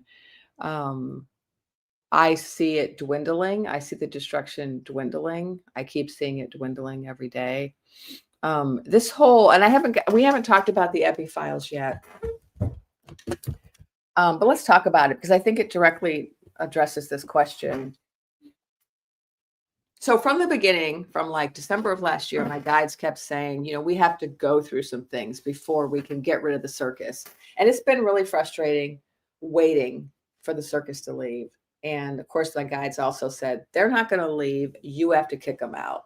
It's the people who have to get rid of the circus. It's not like we can sit by and wait for somebody to save us. We're the ones doing the saving.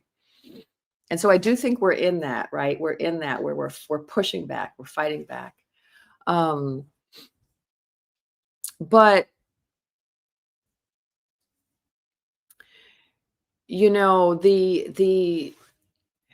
the things that we have to go through, one of the things that we have to go through is the epi files. And this is really bad.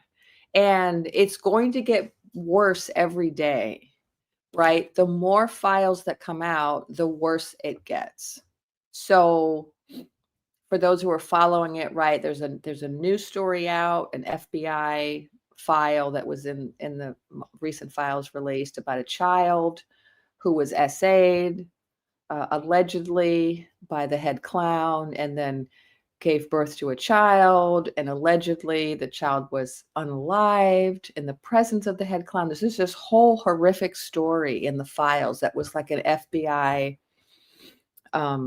tip, like someone had given this account and the FBI took a record of it.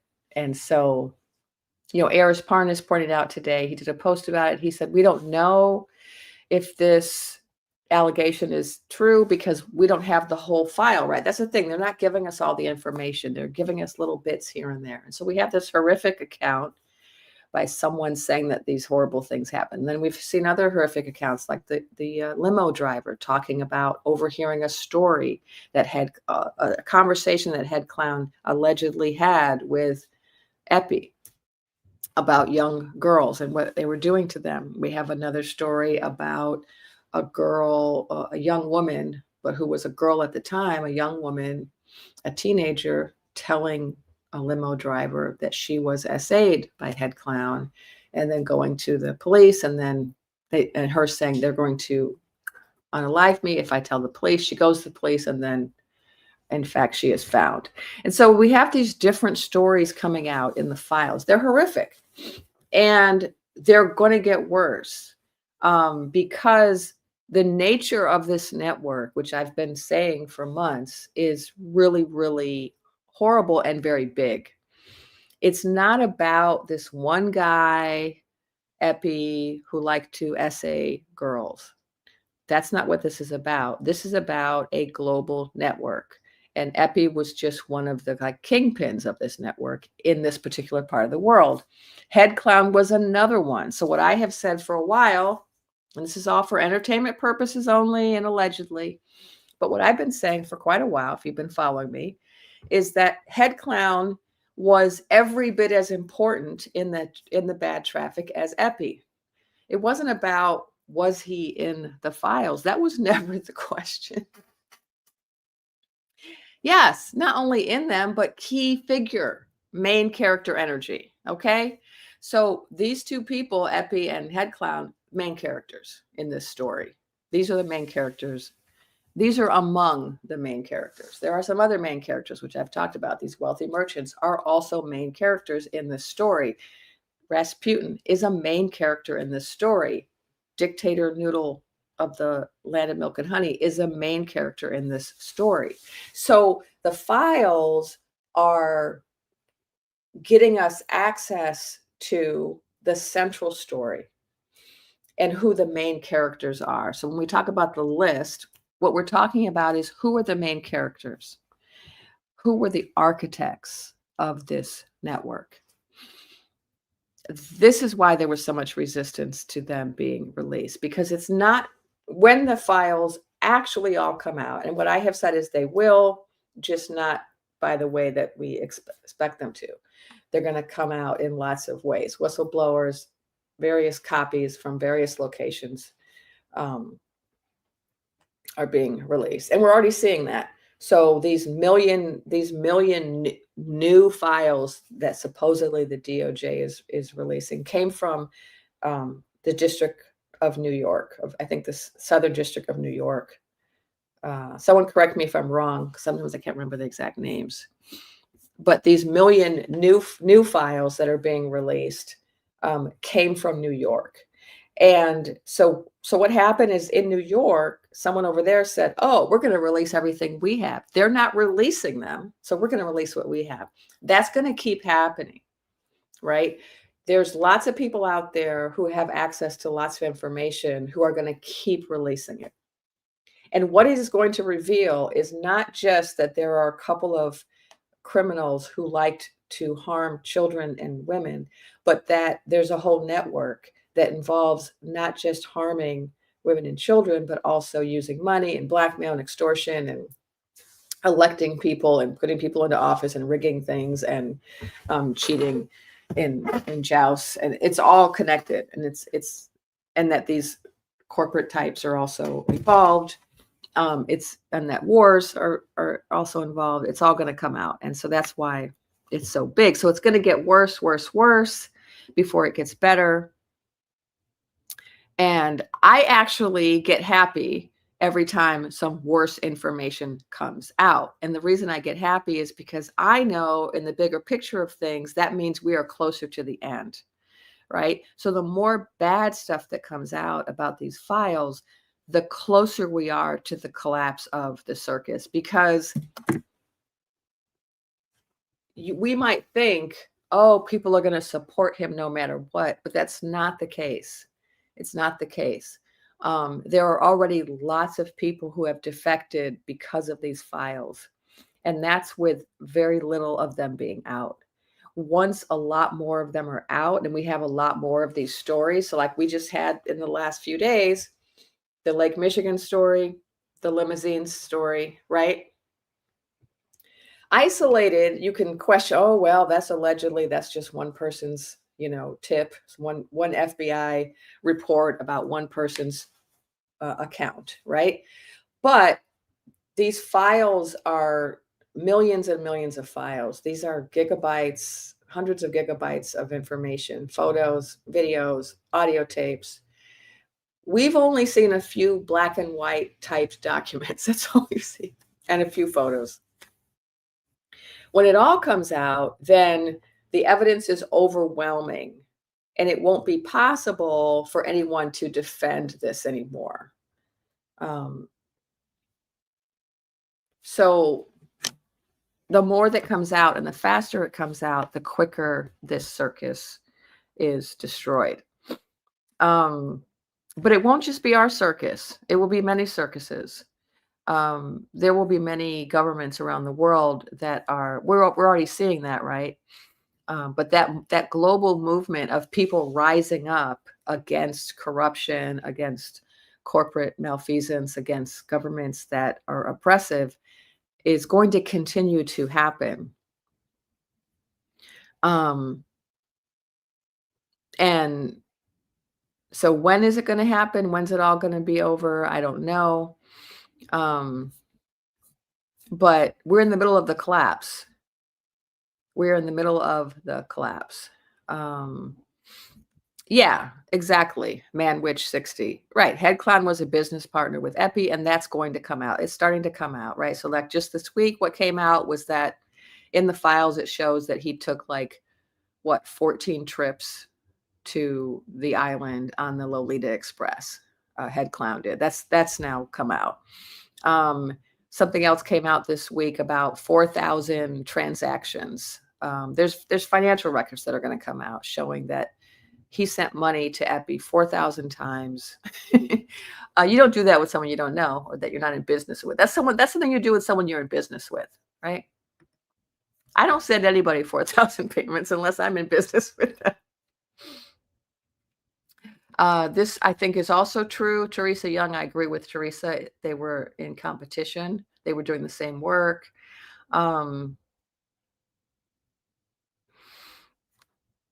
Okay. I agree with this. Artists and oracles. As empaths and highly sensitive people, we do have to be extra vigilant with our self-care. So we're in the middle of, I've been saying it kind of jokingly, but I say we're in the middle of an apocalypse. And I'm saying it because we shouldn't downplay what we're in the middle of, right? We're in the middle of uh, collapse. We're in the middle of revelation. We're in the middle of major change that's happening really fast and chaotically. Um, and so, yeah, we have to take care of ourselves. We really have to be kind of really intentional and strategic about joy, about bringing joy into our life. It's not optional. Like some of us, have been raised to think that we're just supposed to work hard and and give to other, selfless, just take care of other people, especially women. Oh, take care of everybody except yourself. We can't do that anymore. We're going through an apocalypse. So in the middle of an apocalypse, everyone's got to be at their best, which means everybody has to be taking care of themselves. And so, that means we're going to have to set some boundaries with people. So if you're someone who's overextended, who's giving too much, who's taking care of too many people to your own detriment, now is the time to cease that behavior. You got to put everyone on notice. So all the people in your family who have been over relying on you to do everything so they can sit back and relax, those days are over. You have to tell them, okay, sorry, I'm taking care of myself. I'm in the middle of an apocalypse right now, and I've got to be fit for the fight. I can't be fit for the fight if I'm spending all day and night, doing your laundry, cooking your food, cleaning your house, your mess, and I'm exhausted. I'm not going to be fit for the fight. So self-care, super important. And if you're an empath or a highly sensitive person, then that means that you're going to be picking up all of the anger and despair around you, right? So we're now living through a time where there are really high rates of depression and despair and anxiety, right? And if you're an empath, you're picking that up. I remember the day after the joust. Was it the day after or maybe 2 days after? I had been in the house. I hadn't left the house for a couple of days. So it was maybe a couple of days afterwards. I decided I had to go to the grocery store. And I went to the grocery store and oh my God, I was overwhelmed with the negative energy out in the world.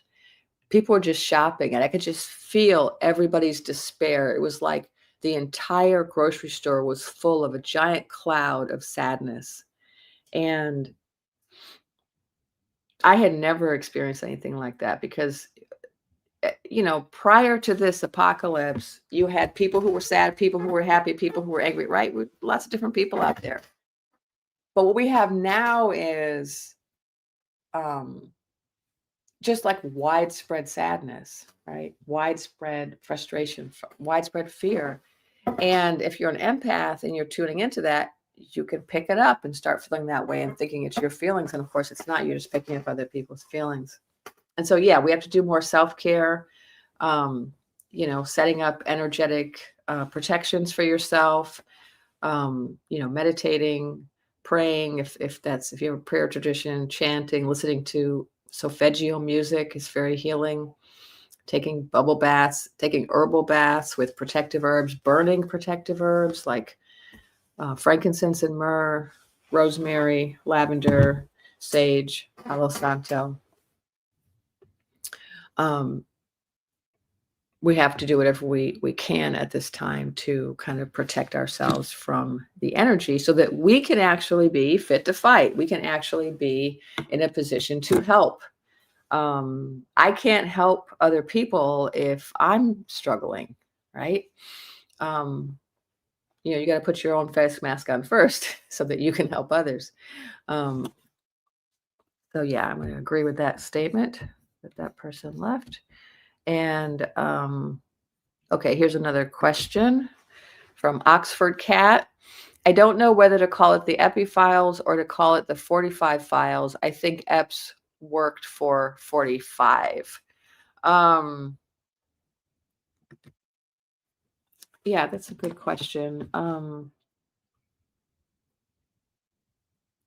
I didn't see that. I didn't see EPs working for 45, but what I saw was a network, a global network that they were both a part of that involved bad traffic, but it also involved political leaders, the movement of money, massive amounts of money. And, head clown was put into this position by other people. He didn't do this on his own. He didn't like rise to the position of head clown. He was put into it because there are lots of moving parts and there are lots of powerful people involved. And there became a point in time when Epi was a obstacle to the circus. There became a time when he had less importance than the head clown, and so he had to go because he was threatening to um, tell some truths. That's my understanding.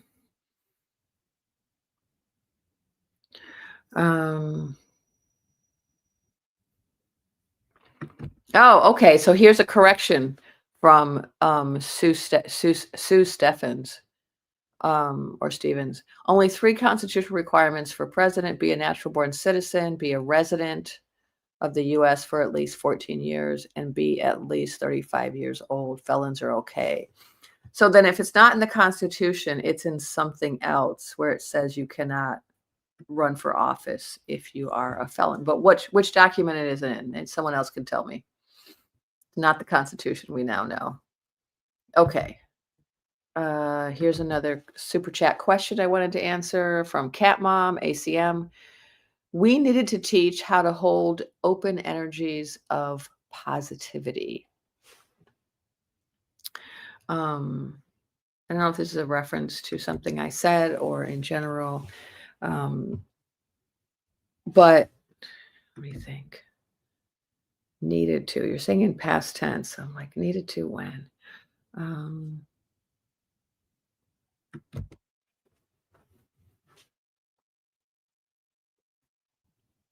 Yeah, we need to do it now. So I don't know what you're talking about when you say needed to. But we need to now find ways to help each other and help ourselves. Okay, I'm just looking to see if I missed any super chat questions. So now I'll just I'm gonna put a compliment up. Thank you, Netsu. Dr. Lisa, you've done so much in leading us in positive energy. Thank you is just not enough. Oh, thank you. That's my whole goal. Oh, someone said they're seeing orbs behind me. Nice. Many of you are seeing them. That's great. I have always had a lot of spirits around me, and so some people will see spirits as orbs in a photograph or a video like we're in right now, or a live stream. It's funny, I used to live in this spiritualist community called Casadega, and I rented a house, one of these very old houses. And in Casadega, they used to do tours, spirit tours, and they would take people around. A lot of tourists come to Casadega to get readings or to go to the different services we had there, or see a healer. And they would have these tours, and they would go around in the evening around the camp looking for orbs, like spirit photography tour. So some people have the gift where they can use a camera to take pictures of orbs, spirits that look like orbs. And so they have these photographs with little, orbs in the picture. And I had a friend, Raphael, who did that. He was a spirit photographer over there in Casadega. But they had these tours, and then with the spirit photographers would go around the camp. And I started to notice that every time they had a tour, it was like once a week, there were all these people in front of my house for a long time, every time. And it turned out that my house had just like the most orbs of the community or something. That's what they told me. And I was like, God, it's so loud out there. Why it's very quiet in the country. Why are there all these people in the front yard all the time? But yeah, orbs is one way that spirits can show up on film. Now, I have a big group of spirits I was born with, and they hang out with me. Okay, so I'm just looking to see if I missed any. I want to always acknowledge the people who donate and who ask questions with a donation. Make sure I do that. Um, okay, I think I got them. I think I got all those. I'm just looking through, make sure I got all the questions. Did I get that one? Yes, Cat Mom. Oh, I didn't get this one. Jeffrey Miller, F6W. Thank you for the $10 super chat question. What about the sphincter of the house? Mini Mike Johnson. Yeah, I always call him Mikey with the little Johnson. But sphincter, that's another great name. Gosh, I haven't gotten anything lately, but they are trying to get rid of him, and they've been doing all these things to go around him, and that's why he closed down the whole house, because they were trying to the day before they left, they were trying to vote. And so he closed the whole thing down. He doesn't have the support of his people anymore. And that's why he's just engaging in illegal acts. And we just have to pay attention to that. That's just making me remind us, let's pay attention to when we're talking about hope. One of the things that I pay attention to are acts of desperation, because when someone is really powerful, they don't have to act desperately. They don't have to engage in like sudden, unpredictable, dramatic things, right? Because they're confident. They have the power. They have the support. They have the people. We can clearly see that the circus doesn't have that support because of the acts of desperation, and the lawlessness, the increased lawlessness, right? So, like, there's different types of lawlessness, right? There's like well-planned heists, right? Where you have lots of people and you have maps and you have timelines. You know what you're doing. And then there are snatch and grab crimes where you're just like, oh, I need money. I'm running out of money. Let me go and I'm passing by a store. Let me go and rob this store and see if I can sell it and make some money. Like, this is an act of desperation, right? Very different types of lawlessness. And what we're seeing now is more and more of these kind of desperate acts of lawlessness. So like Mikey with the little Johnson deciding to just close down the house literally in the middle of a vote. That was like a super unplanned, desperate act, right? It wasn't a well thought out, planned, right, thing that involved a lot of people sitting down around a table and saying, okay, this is what we're going to do. We're going to roll back Roe v. Wade, right? We have this agenda, this 25-year agenda. That's like premeditated lawlessness. These are desperate acts. And so like, as we see more desperate acts, we should feel confident that that means they are losing power and they are aware of the loss of power. In fact, I wanted to mention in my lineup of some good news, an example of that was that the head clown sent out a grifting email. Where is it? He sent out a grifting email on Christmas begging for money, saying that they have to seize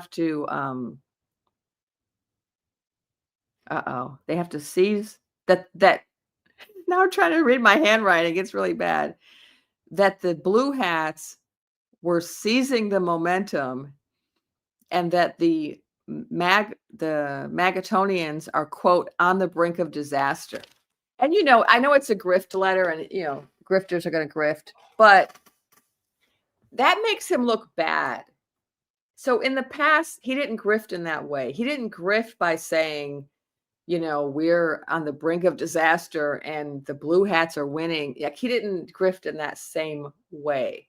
So I thought that was a good sign that he's actually kind of admitting that they're worried. But look for that. Look for these desperate acts. Let me see if I have anything else on here that I should bring up.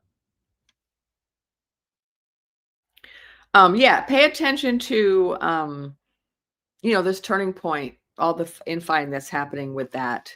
Um, that's not benefiting them. That's not helping them. Um, the fact that they're fighting each other, it's very good. It's a very good sign. Here's another question from Lynn Danish Hahara, 1677. Thank you for your $9.99 donation for your super chat. Yes, I was baking cookies too. Unfortunately, I was also eating them all. That's not unfortunate. That's not unfortunate. That's necessary. We need our cookies, comfort food. As long as you don't do it every day for the whole year, right? It's a holiday. Yeah, I've been eating a whole lot of cookies too, and I don't normally eat cookies. But I do recognize that, I'm in an apocalypse and maybe I need to eat more cookies than usual just to get through it. So we got to cut ourselves some slack. Tin Pan Alley Can, thank you for your 99-cent donation. Appreciate it. Okay, here's trying to get to all your questions. Amy Goodridge, thank you for the $10 super chat. I'm an empath and was feeling low. I'm feeling much better remembering we're here together. Thank you, Jennifer, Lisa, and of course the besties. I don't know who coined that, but it's very funny. I'm so glad that you're feeling better. The besties. Yeah, I don't know. Someone's been saying that lately. I think it's funny. Okay. Oh, here's a question. I'm trying to get some of your questions. Casadega is in between Daytona and Orlando in Central Florida. Oh, this is a funny name. Squeaker of the House. We have to keep laughing. So this is why I make up a lot of funny character names for my stories. It's not just because of the censorship. It's also because we need to laugh. Oh, here's another funny one. Little Moses Mike Grinder Johnson. That's a good one. Oh, here's somebody who has been to Casadega and saw the orbs. So you went by my house.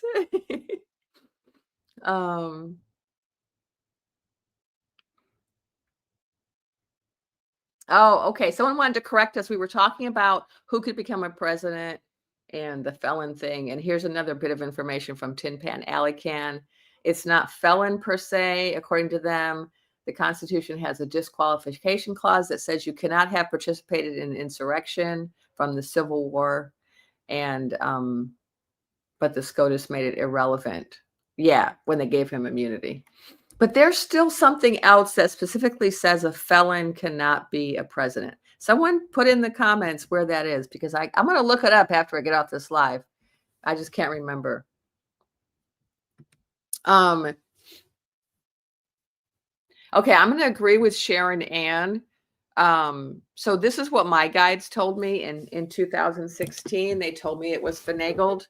There was an effort to finagle it again in 2020 that failed. And that's why he started saying all that talk about it being finagled by the other side, because he couldn't believe that the cheating didn't work that year because they had worked the last time. And then in 2024, again, except they were successful because they had satellites this time. And I do agree that indifference by the people in power is complicity. I don't think that it was the case that they didn't know. And I was given some explanation for that. That has to do with this whole global network, but I don't think I'm going to go into that right now because we've already talked about enough difficult things today, and I'm going to end the live probably fairly soon, just because I don't like to go too long. It's already been 2 hours. But so this person said they saw 2 separate orbs. Thank you for sharing that. Oh, we have someone here who lives near Casadega. I love Casadega. It's a place that has a vortex. It used to be indigenous sacred land, and so the energy there is great. It's a great place to connect energetically. Um, okay. Okay, here's somebody is saying we're still talking about the Constitution and the felon thing. Um, so yeah, so Michelle's talking about the insurrection clause, Amendment 14, Section 3. Um,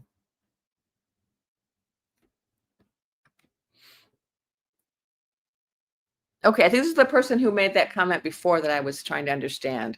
Spiritual hacks. We just need to teach how to recognize energy and intention and good. So I agree with this. And I want to say that we are teaching that, and that is one of the things that's changing about us. That is one of the things that's going to be different in the future. Like when I look into the future and I see what we become, that's one of the changes. And, we're starting to see that, right? We're starting to see the growth of psychic gifts. And so you're seeing that more and more people are being born with gifts. More and more people are interested in healing and psychic and paranormal. More and more people are interested in aliens and UFOs. And then we also have this phenomenon with the non-speakers, like the autistics from like the telepathy tapes, where we're getting people who are starting to talk about, these gifts that people have that weren't acknowledged before. So we're in this period of evolution, of energetic evolution, where we are learning to step more fully into our gifts, and we're learning to tune in, we're learning to be more aware.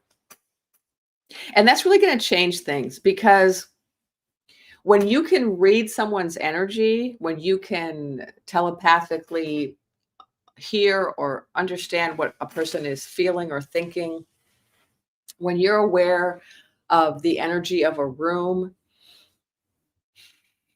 when more people are natural medical intuitives and can feel who's sick in a room or who's mentally ill, then that's really going to change the way we interact with one another, and it's going to change the way we structure our societies. Because people won't be able to lie as much. Materialism will not be as important, because we'll be energetically vibing more. We'll be focusing more on each other. And just me saying vibing more, that's another example, right? Like the younger generation, Generation Z, they use this term vibing. They use a lot of terms which let us know that they are much more focused on energy than the previous generations. And so we're seeing this shift happen, right? That more and more people are focusing on energy and vibes, and there's more of an interest in healing, alternative healing, and energy healing. There are so many people interested in UFOs. I did a post back in like December of last year about star beings, and it went viral, and TikTok immediately took it down because but people, I was like, wow, people are really interested in this. And we had all those orbs, right? For months. Some of them are still in New Jersey. And we have so many people who are very interested in star beings. We're in this shift. We're in this consciousness shift. We're in this, and so we are entering into that time that now I took down your comment. I forgot your name. The person that just mentioned, we need to learn how to pay attention to energy. I would say that we are learning that. We're all in the process of learning that right now. And we're all in the process of really evolving as energetic beings. Now, I think I just got another super chat question I want to acknowledge.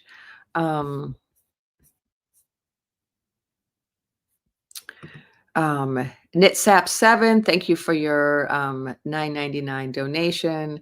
Thank you, Jennifer. I love that you are guiding us. Thank you. Thank you so much. Okay. I haven't talked about 3-Eye Atlas. June is reminding me. I did a whole live. My last live, which was last Thursday, was on 3-Eye Atlas, and I haven't really talked about it since last week. I usually do lives on Thursday, but since it was Christmas yesterday, I decided to do one today. And I've just been open during this live to talking about whatever comes up. But I did just do a channeling about Three Eye Atlas, and I don't have anything new from last week, but for those who weren't there last week, I was able to talk to this large, I think, like whale, and they were giving me information about Three Eye Atlas and about planet Earth. And so I can just talk about that briefly. It's not, if you were, so June, if you were watching last week, it's not new since last week. I haven't tuned in specifically to Three Eye Atlas since last week. I've been too busy with Christmas. But the last thing that they told me was that there was going to be a meteor shower. So I guess I haven't looked to see, was there a meteor shower? But that they were going to be dropping some things into our ocean that were going to be beneficial for the beings that live in the ocean. And I got a really strong message from them about the importance of us as humans all doing what we can to help the oceans, because we have polluted them. Not just the oceans, but the lakes and the rivers and like all the waterways.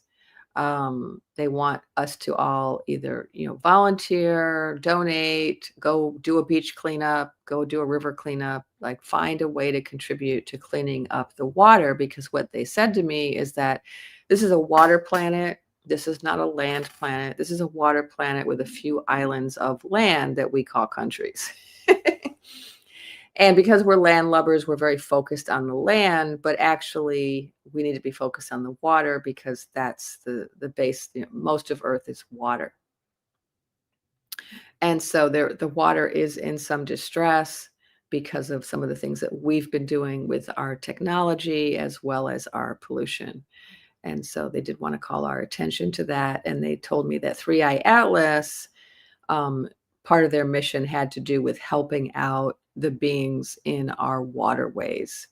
They weren't really here for humans, but they were here to help out all of the water beings. And so that they were going to be helping in some way with that.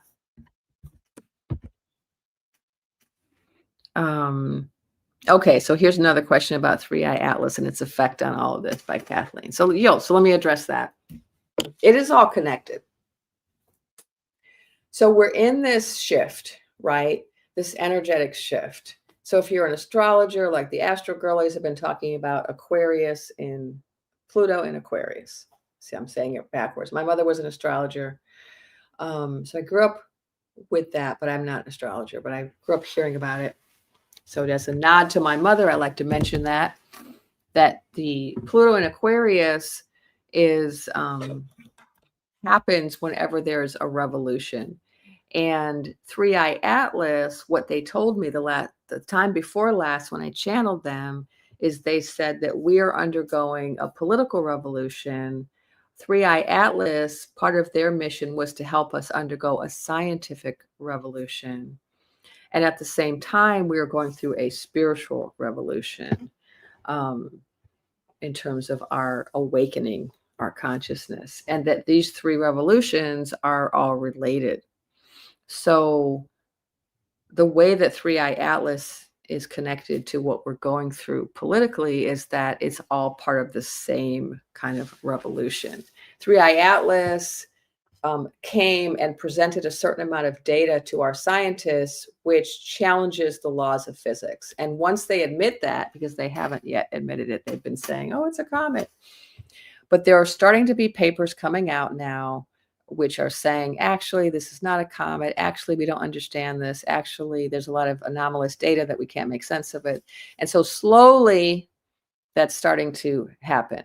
What Three Eye Atlas told me was that they presented certain data to us that is meant to challenge our conceptions of what we think we know about the nature of the universe. And once the scientists actually are honest and admit what the data tell them, it's going to result in a paradigm shift, in a scientific revolution. At the same time, we're going through a political revolution because we are being forced to recognize something very similar politically. We're being forced to recognize that our structures are not what we thought they were, right? We had certain ideas about what kind of government we have and what kind of world we live in. And as the truth is revealed about these networks, political, economic, and bad traffic networks, as it's revealed, we're going to be forced to recognize that we live in a world that looks very different from what we thought it did politically. And so we're in the middle of a political revolution, and we're seeing it with the overthrow of certain governments around the world, Nepal, etc. And we're going to continue to see that.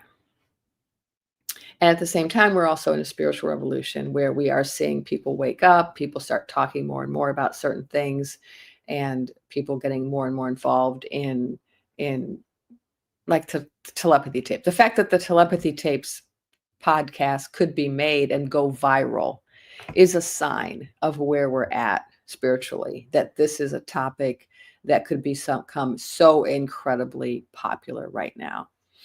The fact that after the joust, what happened was not just that like activists got riled up and got up in arms. What happened after the joust?